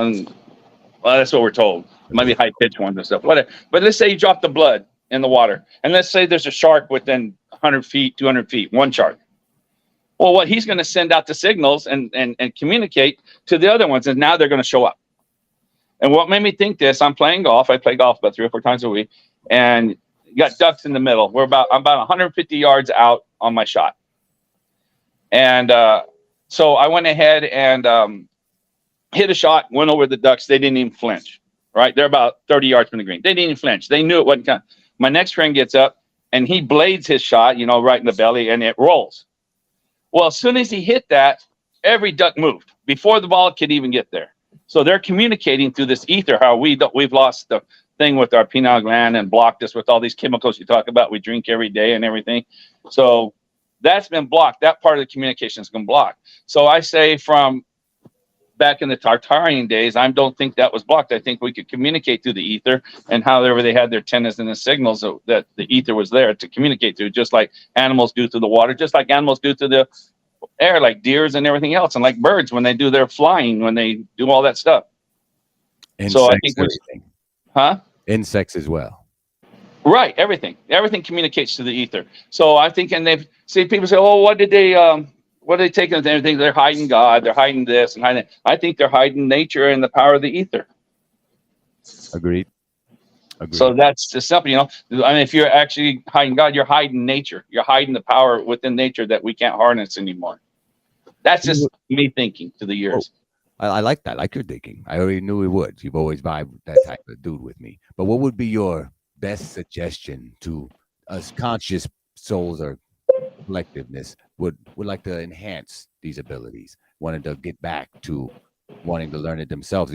I'll be surprised. I know you're not a big TikTok guys, but there's actually a movement on TikTok of these mostly mothers with their children, adolescents, doing these projects and demonstrations and of these natural born abilities, being able to read the colors on cue cards and the shapes on the cue cards while they're blindfolded. Right. Well, but you got to be connected, and people say, "Oh, you got to be pure, you got to be like this and everything like that," and you just have to be connected to that person so emotionally that you can get through, and it works. But the number one thing now, I think that's why we've been V'd for so much. That's why they're doing 50 of them now, V and kids and grandkids and all the kids. So I think that dulls our system. So to be that connected, I think it's too late for us who've gotten through the V system. You know what I'm talking about, right? The V. Okay. So everybody's done it. I think that almost kills our chances. I don't know if it's retrogradable or not. Just for those people though, not just to the ones that took it. Right, the ones that took it. Right. Right. And so I think that hurts big time anyway. I mean, I do know it caused that disease called autism big time. You know, that's for sure. Timing does seem add up with the time scale of the releasing of the V, and then yeah, yeah. Yeah, so that has to hurt us into our communicating through the ether. If my theory I use that is to take us away from nature and take us away from the power of the ether, then that would work as part of the reason I why they're agree. doing that. That's all I'm thinking. What do Because go ahead. like we have a lot of people in the community that's down with crystals. What do you feel about crystals being able to enhance any type of The ability? carabinos, I haven't gotten into crystals at all. I've had a few people send me some and stuff like that. I just haven't got into them. I can't say anything good, anything about those because I just don't know about them. You know, but they are the crystals from nature. I mean, at least it's from nature. There's been talk going on, especially in the Melodome, where my friend Austin's really big into the crystalline plane, and possibly that's mountains, and even our blood has these little particles of crystalline DNA in us, and that is what kind of connects our pineal gland supposedly and into the ether, helping us manifest and attract things to us. Yeah, and see then when that touches, it goes into things. So I think that's you're getting part of the heliocentric model in there. It's calling the DNA and stuff like that. They can't even see it, but they hypothetical it and stuff like that. So what's DNA? You don't think we can see anything with a microscope under the blood? You can't see anything smaller than a certain amount. When the microscope they built, the electron microscope was built, 1954. Yeah, they can only see so much, and it's on a 1D plane. You know how they have to process it, right? Computers, I'd imagine they can't. No. It's not. It's all black and white. Everything ever comes out in black and white. If you ever see anything color, it's because they've added dye or it's just CGI. Okay. And it's on a single plane. It's not laying in 3D. It's laid down and they dry it out. It's got to go through a process, and then they zap it with so much electricity. Who knows what you even charged? You know, they changed the whole thing. It's nothing pure. They can't just take it and put it in a slide and look at it. They have to do man-fabricated things to it before they get the picture they want. All right. You know, Okay. I just want to see it. Get it there, put it under the microscope and show me. You can't. Well, we put this electrical charge in it. Well, that's what X-rays are. They're just higher electrical charges. All these things is all about electricity using it. So I'm just saying, if that's man's altered what is nature. So they're not just looking through a microscope saying, oh, this is what we see. It's not like those little microscopes we had in school where we look at a hair or something like that. Right. Yeah. You can see the split hair pretty much. Yeah. Well, you can see. So just look how the electron microscope works, you know, and then this thing. Well, so much has to happen before they even get the slide prepared. And it's all altered by man. That's all my opinion is on that, about DNA and stuff. Hey, no, appreciate your opinion. You bring some very valid points there. Some I didn't even consider, especially with the magnets thing. I've been a big magnet guy. I'm an electrician by trade, but yeah, never really, as far back as I go, looking for an explanation on how electricity actually works, because I've yet to find anybody outside of Bob. When I got to talk with him, the first a few years ago, got to sit down and really talk about electricity, and never really asked him. I'm like, but where do magnets come from? How the hell did I know we can make them? I always known that, but I assumed that the only reason we made them because we found them in nature first. So, and I would imagine if there is a natural magnet, that would be a very substantial thing to hide from the rest of humans. You would find it. You know, I mean, if it's that big and does the whole flux of the earth and stuff, and you think you figured it out through magnetism, show me a magnet. So that's just my opinion. Go give me a magnet. Go dig one up for me. Bob and I talked one time about it. About 3 or 4 years ago, and I was telling him, and he didn't. I said, lodestone doesn't repel; it just attracts. I said all the magnets you guys are using are man-made, fabricated magnets. They're made by man. They're not in nature. But you do agree that determining on the geometric shape of the magnet depends on the magnetic wave it gets out and if it's going to be bipolar or not. Have you noticed that? When, the man-made magnet. Yeah, when they make a magnet, however they made it, and when after they Well, charge. they do it by pressure and compressing stuff together. It's done by. I used to know how to make magnets. I went through that 8 years ago, and I can't recall exactly now, but it's definitely man-made and how they do it, and they can do it. And I think it's electrical charge gone through it too, if I'm not remembering now. Oh, yeah. Huh? It's got it. I know the one way to make it man-made is definitely got to use a giant electrical field, and it's got to sit in it for quite some time. The bigger, Right, it's supposed to sit in it. and it causes a negative and a positive. But I was under the impression all man-made magnets lose their magnetisms after a while, and I have magnets from family that I've had almost for 40 years now, and it hasn't lost. It's still some of my strongest magnets I've ever owned, and it's very, very strong. Yeah, I have. I bought a whole roll of magnets to play with them years ago. I don't know why, but I keep them in the refrigerator. There's something about them. I think it's something about that mineral, that energy, that invisible force that I know when I was a kid. And in the Star Wars time, I would play with my toys. I would use little magnets so I could push the other little Darth Vaders away, putting the other side of the magnet on it. Right. Side. What kid doesn't love to play with magnets? Exactly. You know. They even sell copper bracelets with magnets on them. Supposedly, it's supposed to help your bioelectric magnetic field when you wear it around your neck or your wrist or ankle. Yeah, I've heard that a lot. And what happened is I got real bad arthritis. I'm 64, and my left finger, because I play golf, I'm having a bad time with my left ring finger with that. So I've been looking for the copper magnets and all that stuff and try to figure it out. And I've been studying a lot. And of course, it's 50-50. So the only thing it's going to go down to is trying it, see if it helps. So I don't know. Like my finger won't even close now. My ring finger there, I can't touch. That's as far as I can go with it right now.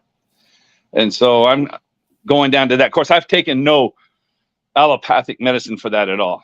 You ever look at the side effects of one of that for arthritis? You might as well just take 10 pills for the side effects.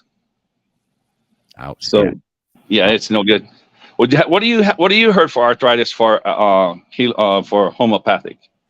Karen B, what do you heard? I'm sure she knows something. My grandmother, who recently passed away earlier this year, was a Reiki master. And when I was younger, I don't know what happened to it. She used to have this copper pyramid with these crystals in the middle on top, and she would put them in her garden. And that was before this whole fad of people were growing plants with these copper conduits in the ground and putting around their garden and whatnot, or even their house. But they say copper. That's why I used to do copper tools. I remember growing up out in the farm, we had still a lot of copper tools. Yeah, shovels and stuff, and hose. Karen says in here. Karen says on the chat. I seen what she said. Let me see. I lost it already. It's up a little bit. What did Karen say? Magnets are metal that is heated, and then a current is applied. She says, and it aligns with atoms, and they can then hold. And there you go. See, atoms. See. Are we cool with the atoms, Mr. No, when they're the smallest things ever. And, they could never see an atom. You can't see one, but now they got stuff inside of an atom. You got to remember the heliocentric model, which I agree with Karen on what she's saying like that, but I just don't think the atoms. I think exactly what she says. The current is applied and aligned with whatever makes them build, because the heliocentric model, the inner space is the exact same story as the outer space. Can't see it, can't do it, can't touch it, but it's real. The micro and the macro are the same, you're saying? Exact same story. I have to say that it does seem very similar in nature. When it first came out, and when this stuff came out with the pandemic, and I was watching it when I was working TSA, and I quit TSA because of COVID. I wasn't going to treat people like they wanted me to treat people. So December of 19, I'm watching it on TV, and they're trying to announce it, and all that stuff's happening in China and stuff. I said, "Oh, that's bull." And when they started talking about it, it just clicked. That's the same. The microscopic world is the same as the outer space. Same story. So you're not one of those. You're not into the germ theory, then, I'm guessing. Oh no, come on. That it's so laughable. Once it's told to you, it's like you said that your theory and stuff, like you said, that simple theory. It's a lot easier to see it, right? When they tell you. Yeah, because hell, I'm the guy. Drop something, I pick it up and I eat it. You know, where's the germs? 5 second rule. 5 second rule. It's all good. Yeah, well, yeah, that's from Seinfeld. Yeah, he made that famous. But anyway, so it never made sense. Just like when I heard the heliocentric and geocentric, right? Well, as soon as I heard it, it only took me maybe a day to go out there and look and observe. I said, how do you not see that? That's what I did. And so as soon as I heard germ theory, terrain theory, which was March, and the thing is, it's been around forever, of course, is March of 2020. And as soon as you hear it, and there was the Andrew Kaufman one, he was on Richie from Boston, and Richie Boston is like downplaying Andrew Kaufman. That was the first time Andrew Kaufman was on, coming out to us in the public. I don't know if you remember that or not. No, I'm sorry, I don't remember. You know Andrew Kaufman? I know the name. Well, he's the one that's really getting us out there, him and Tom Cowan, about germ theory and terrain theory. Okay. He's the one that's in the movie and everything, terrain theory. Oh, I didn't realize there was a movie. Now I got to go check it out. Oh yeah, they put a big movie out, big production. It's called Terrain Theory, I think it's called. All right, And cool. if anyone in the chat remembers exactly what it's called, but yeah, just send it off and look at the movie. Yeah, Telegram, so I can chop it up, make a little edit out of it. I definitely want to see that. Now I'm big into the terrain theory because the germs don't really make sense to me neither. They never have. Seem almost like an easy way to scare kids, like the boogeyman. Like, you've never seen germ, but yet you've seen something a million times smaller as an atom, huh? Yeah, exactly. Atoms. Our Karen says molecules, if that's more of an acceptable term for you. Molecules. What's the smallest thing? What's the smallest? Find out the size of a molecule. What's the smallest thing? Is it the smallest thing we can see? Is there things we can't see that's smaller? I would say that's man's speculation. If you can't see it, is it there? And no matter what you use? Well, I mean, we have to say yes because we have electricity, we have oxygen, we have a lot of things that we can't see that are there. You can feel it though. Yeah. Oxygen? Where's oxygen? That's man-made.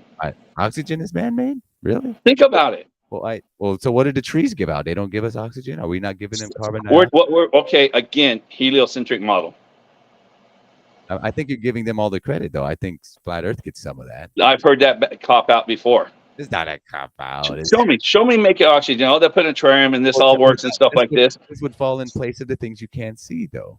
No, where's the oxygen? You think the air has oxygen in it? You think water's H2O? Well, then why do people not able to breathe when there's not oxygen in the room? How about there's no ether? Air is burned up. It's just air. Well, so you don't think there's ether in the room if air's not in there? There's ether into the air. They're one and the same. They're synonymous. So, I don't know. I think that's testable. I think that might be testable, sir. Oh, really? Go to Peter and Pete's channel and tell them and debate them that there's oxygen in the air. Nickelodeon show, by the way. Pardon me? Pete and Pete, Nickelodeon show? Never mind. No. Come on. Even Melodomes, I had him look him out, and he loves them. Yep. Oh, yeah. I'm gonna check him out. Yeah. If he's cool. Peter and Pete, they're the ones that's been into the flat Earth since 2015, and they get very little traction. I don't know. I don't know. I still feel that you can why ether without oxygen around because, for example, we do vacuum chamber experiments to show how you have to have oxygen to propel a vehicle forward, which is why we need the ether. But we have ether in there because we have electricity still in there, and that has to be part of the ether. You don't have nothing working when they vacuum it out. Nothing works. No, what do you mean? Electricity still works. As in, like when they got the fan turning off the battery. Well, even if you have a battery in there with the LED light, it's still working and it's isolated inside there with no oxygen, no air. Right. So I still think. So you need oxygen for that. Okay. Well, I mean, where's okay? If you wanted oxygen right now, where would you get it? If I need it, I guess from a tank or from. Well, where's it? Why is it in a tank? Right. Well, you know what? They've done experiments where they encapsulated a big room and sealed it off, and the only thing in there was a tree for to breathe. It was a plant, and the guy lasted like a week in there, or maybe longer, and he just had a tree to breathe from, and he had a bathroom and a place. And you think that's oxygen? Then it's putting off. Well, I mean, we can call it something else, but it's still putting out something. Oxygen's man. Show me oxygen, then it's not man-made. Is what I'm trying to say. I don't think we could say everything is man-made just because we're giving them names. It's in a container, is it not? Well, only the ones we put in there, yeah, but not all of it. What happens when you release oxygen into the air? It goes back to the rest of the oxygen into the air. It goes back to the ether. No, it becomes water. It becomes air. Well, I imagine like if you poured water onto in a bucket with boiling water in it, you know, that water is gonna go with the water, the same as the oxygen is gonna go with the oxygen. You know, it's gonna separate itself naturally. I still believe gradients. I think gradients are real. They're testable. We can watch them. You know, and that's why I still think the higher the air up the higher up air gets, the thinner it gets. Correct. Well, it's thinner for us breathing, but it's, you know, that's why we say it thin. It's still very spell gradients. I mean, not spell. Teach me what gradients is. Is in my understanding that the gradient is the difference of the layering of the different densities of either gases, liquids, or solids. So I could go up there to, let's say, 26 miles, and I can take a baggie and pull that air in, put it in the baggie, come back down, and that's going to be different. Hypothetically, from what I understand, yeah, it's going to, if it's layered. Wouldn't you think that if they could farm helium that easy, do you not think they would be doing it? I don't think it's that easy. Oh, really? They're grabbing a bag of it. I don't think it's that easy. All you need is a balloon. Maybe, but if it was that easy, like you said, they would have done it. If it was real, they would have done it. Not necessarily. There's a lot of things that's real that they're choosing not to do. Like, you know, they really have the money to end world hunger. They're not going to do it. It's not a hard thing to do, but maybe just because of something real that they're actively not choosing to do so because of the benefits it would reap to the rest of us. You know, I don't think we can have everything man-made. I give man a lot of credits. We do a lot of awesome things with what we're given to use here. But to say that everything is man-made, that all the gases are man-made, that gives us a little too much power, no? No, look what we created. How hard is it? Find out how they make oxygen. Find out how they make argon. Find out how they nitrogen, neon. I think there's 6 or 7 noble gases. Find out how they make them. I looked into it. I believe that we can make them, sure, but I don't think that we're the originators. Okay, can you make anything? Can you make a tree? Can you make a seed? Can you make water? Can you make that? You can't make anything in nature, but yet you're saying you can reproduce nature that gas made. Is it not possible to make synthetic version of these things? We make oil. They're not real then. They're not nature. They're not real. It's man-made. But if we're part of nature and we make it, doesn't that kind of extend nature out a bit? Not to say that it's always you make a brick. It's still not in its natural form, but you use nature to build it. You got to use everything in nature to build what you made, but then it's man's fabricated. It's not its natural state. But therein lies pretty good evidence, though, why we should be here and why we should make, you know, synthetic things. Not everything. I just say that we shouldn't. I'm saying that it's there for us to make, but learn what we make and what's nature. Okay, I'm with you. I mean, yeah, I want to sit here watching you on the phone. I'm glad we made all this stuff. I'm not saying not to have this stuff. I'm just saying realize what man does make. And I think in my opinion, and from what I'm trying to understand, the noble gases aren't up there in layers and gradients. So what do you think is up there? Just as ether, just only ether? We don't know. Okay, I'm down with that. We don't know. Yes. We don't know. I mean, the highest. Okay, so everybody's talking about the rockets going up to 73 miles an hour, the GoPro and stuff like that. And I started studying that when they landed on Mars. I'm trying to say, well, they said the Mars's atmosphere was like, this is what got me on this rabbit hole about 2017, 18. They said is like us at 50 miles, right? Well, then I started studying. Well, they got this helicopter supposedly flying on Mars. I know it's a lie. So based on that, knowing it's a lie, now I'm gonna figure out how they're saying this. So then I started studying helicopters, and I used to always think, like on Mount Everest, when guys get stuck up there, and they can't take a helicopter up there and get. I said, why can't they fly? And they say the winds. A helicopter cannot hover. A normal helicopter cannot hover above 10,000 feet. They can fly above 10,000 feet, but they cannot hover. The air gets too thin for them to push off of it. Did you know that? Mm-hmm. Yes, I did. Okay, so and then they were saying that the atmosphere on Mars is 50, like ours at 50 miles. And I was trying to figure that out. So that took me to in 1958 to 1964 or 5, they had what you call Project Man High. That's where they were taking balloons up to see how high they can get a man. All right. And that Felix Baumgartner, who did it in 2012 or 13, the guy on the ground, his ground crew, he was in his 80s. His name's Kittinger, Joseph Kittinger. He's still alive, lives in your state. I would like to go interview him. He's still like 94, 95. He was the first one in the 60s, and they got in the Life magazine, Man Who Fell to Earth. He had taken his gondola up to, I think he had 100,000 feet. All right. And there was a project going all the time up, and how they got the balloons going, how the lady got the balloons going. And it was what a process it went through Project Man High. And then once they found out, and that's where they did this one, Jaron showed it on his channel once, where they took them up in the balloon and they showed these stupid fake stars. Do you remember that video Jaron showed? Oh yeah, it looked like a blanket that they poke holes in. Yes. Well, that was Project Man High. All right. Okay. So we don't know what parts of that. Joseph Kittinger literally took up those planes. So, and that was it. And so, Baumgartner and this one CEO, I don't know if you know a CEO from Google, when he retired, he took one up in 2015 or 16, and he tried to break Baumgartner's record. And the main record is not only trying to see how high a man can go, they also want to see how far he can free fall. Right? And so they always open their parachute around 10,000 to 8,000 feet. Well, to tell you the truth, then I went to that route. That led me to everything. Parachutes can't open, from what I understand, very well. I mean, I heard some can do about 18,000 feet. And there was this guy who used to do the balloons at the beginning in 2015, 16 for the flat Earth. Probably seen him in some of his old videos. Okay. And he lives in Kansas now. So I emailed him, said, what's the farthest you thinking one of your parachutes opened when your balloon was coming back down to Earth? And he never said, I've never had that question and stuff be like that. And he said, maybe 34,000 feet. He said, I don't know. It looks like that. But what I've learned, they can't pretty much, I think the highest one I seen was 18,000 feet. All commercial ones that do from air, right? Huh? There's enough air, so they have to wait till they get right. So that led to all this. How high has man ever gone? And that GoPro rocket, right?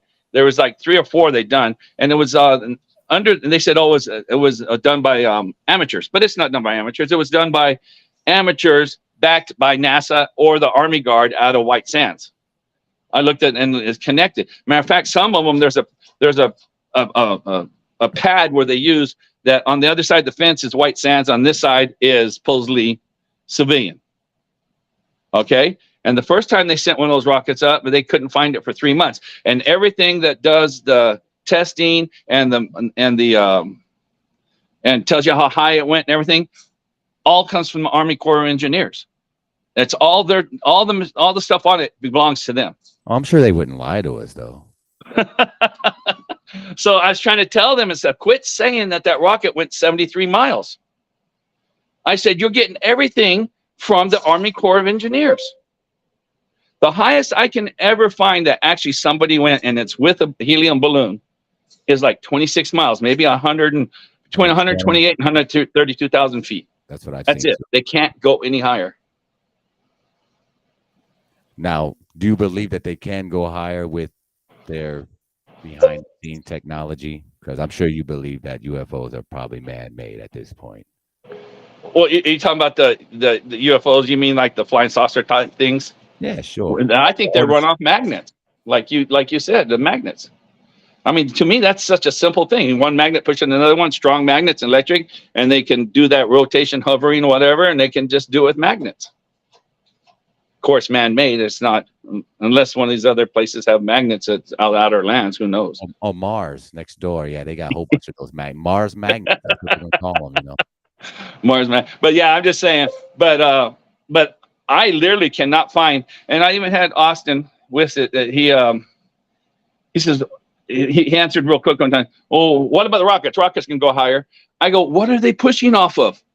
There was in the 60s. There was another jet inside of a jet that they dropped a little jet at 50,000 feet. Jetception. Huh? Jetception. And you know what I'm saying? Oh, what yeah. happened when they let it go? It spun out of control. Right. Yeah, just started going nuts. There's nothing to push off of.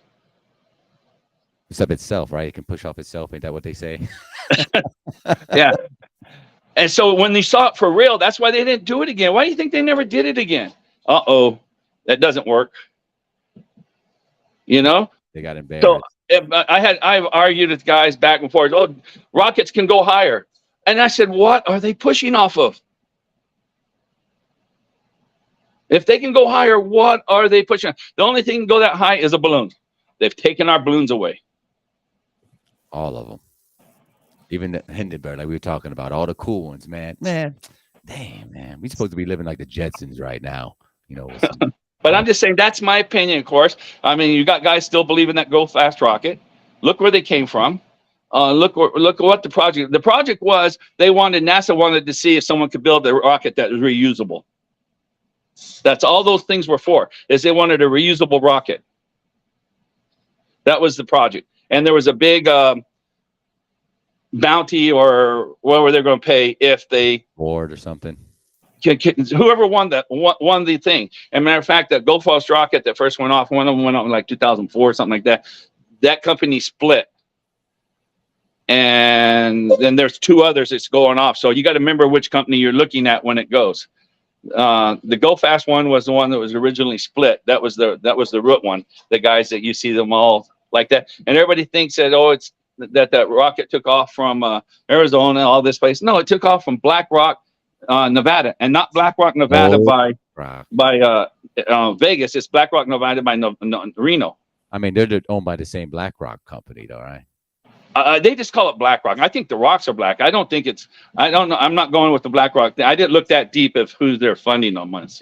They seem like they own absolutely everything, so I just assume it's them. Yeah, this is way back in the early 2000s and stuff.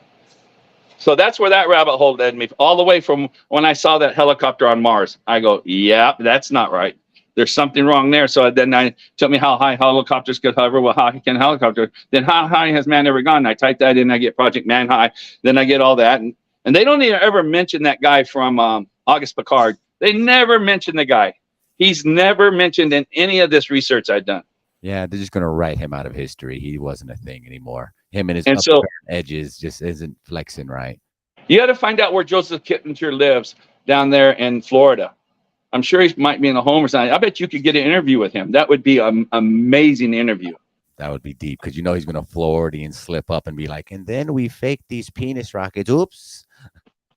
Well, and so that would be so good if he's still. I looked him up last year. He was still alive.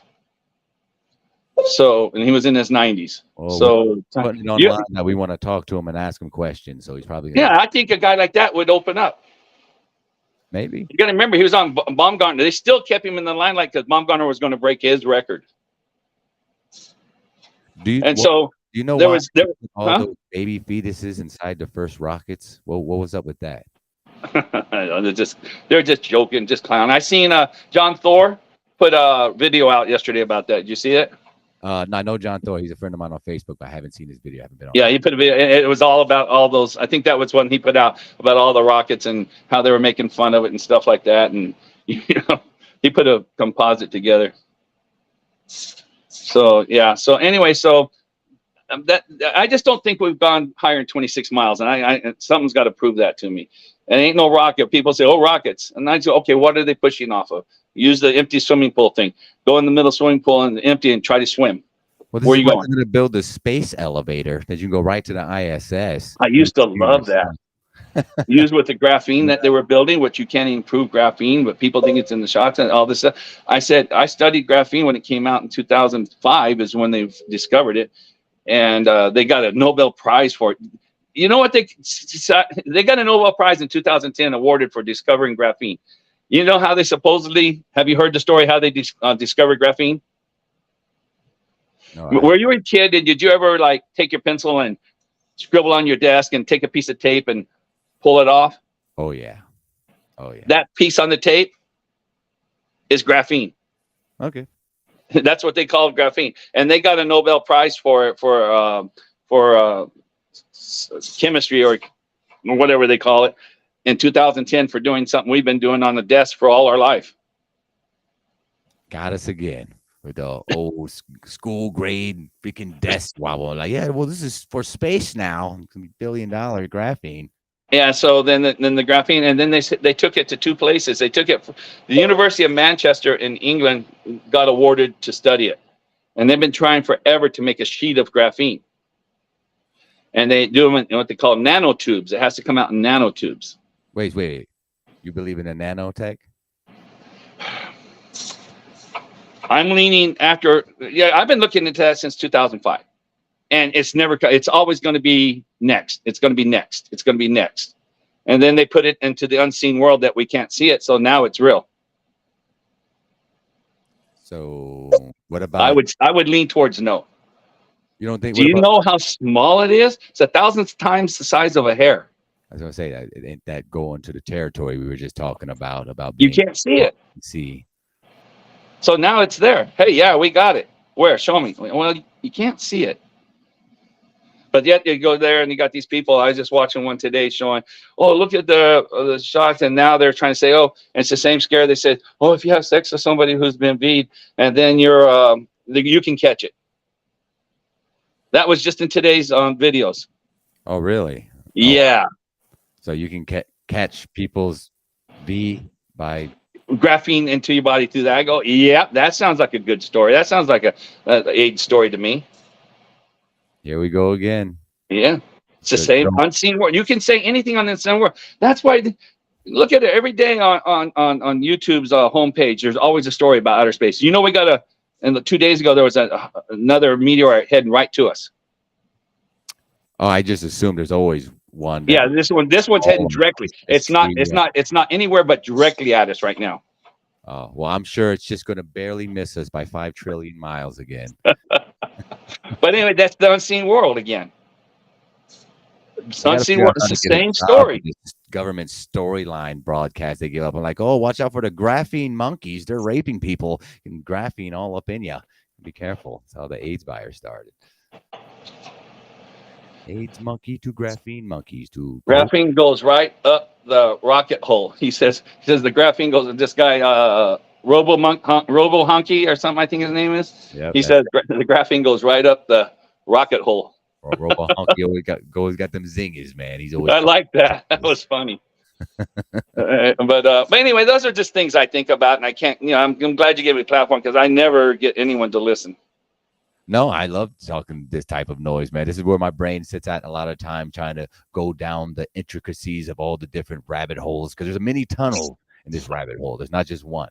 And then even when you go down a certain subsection, you'll find it branches off to even more stuff. And I really appreciate you having you on and coming up here on the show today and hanging out with me. And it was great conversation.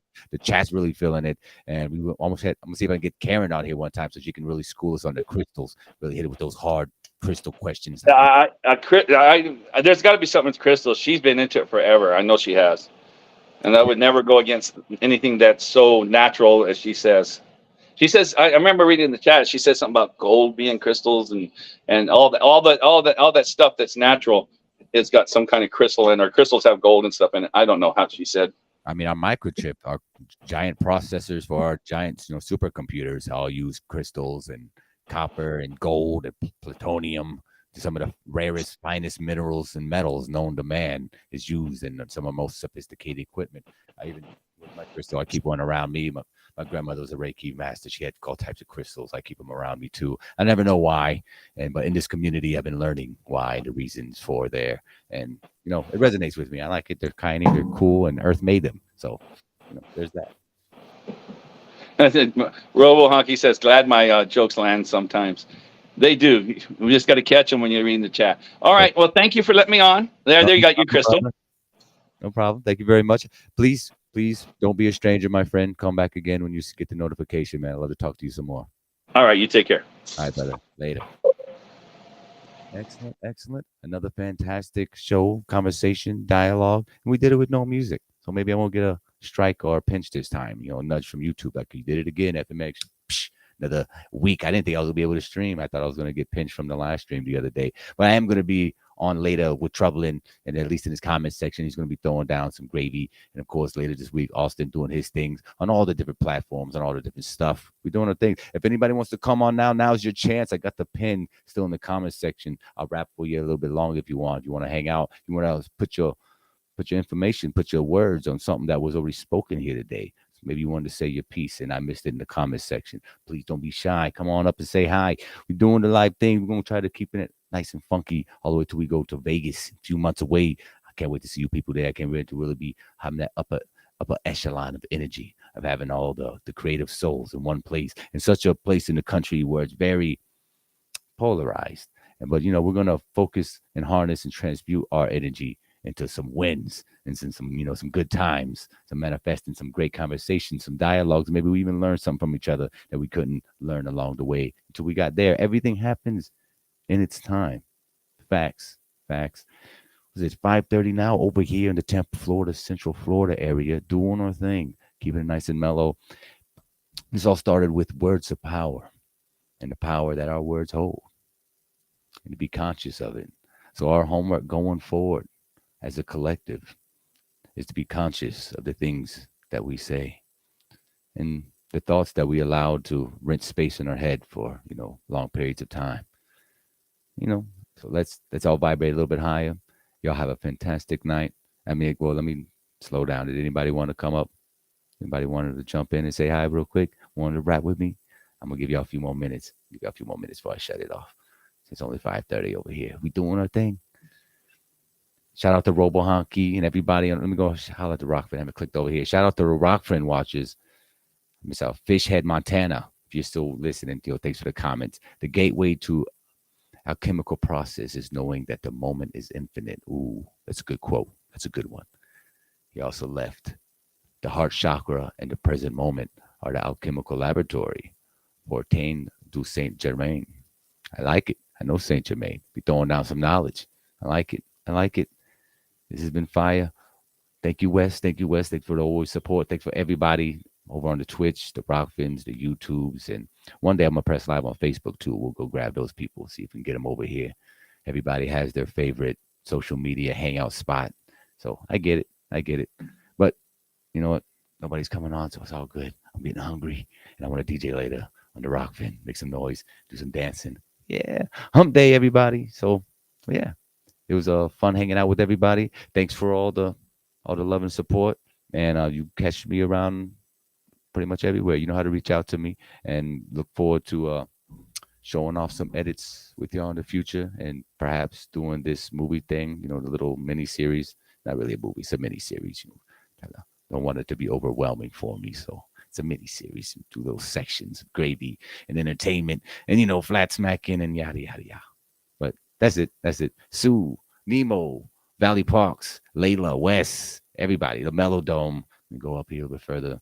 Y'all the best. Y'all awesome. And the people who I don't see in here, thank y'all too. The people in the future, God bless you too. So y'all have a fantastic evening, and I'll catch y'all later. Peace.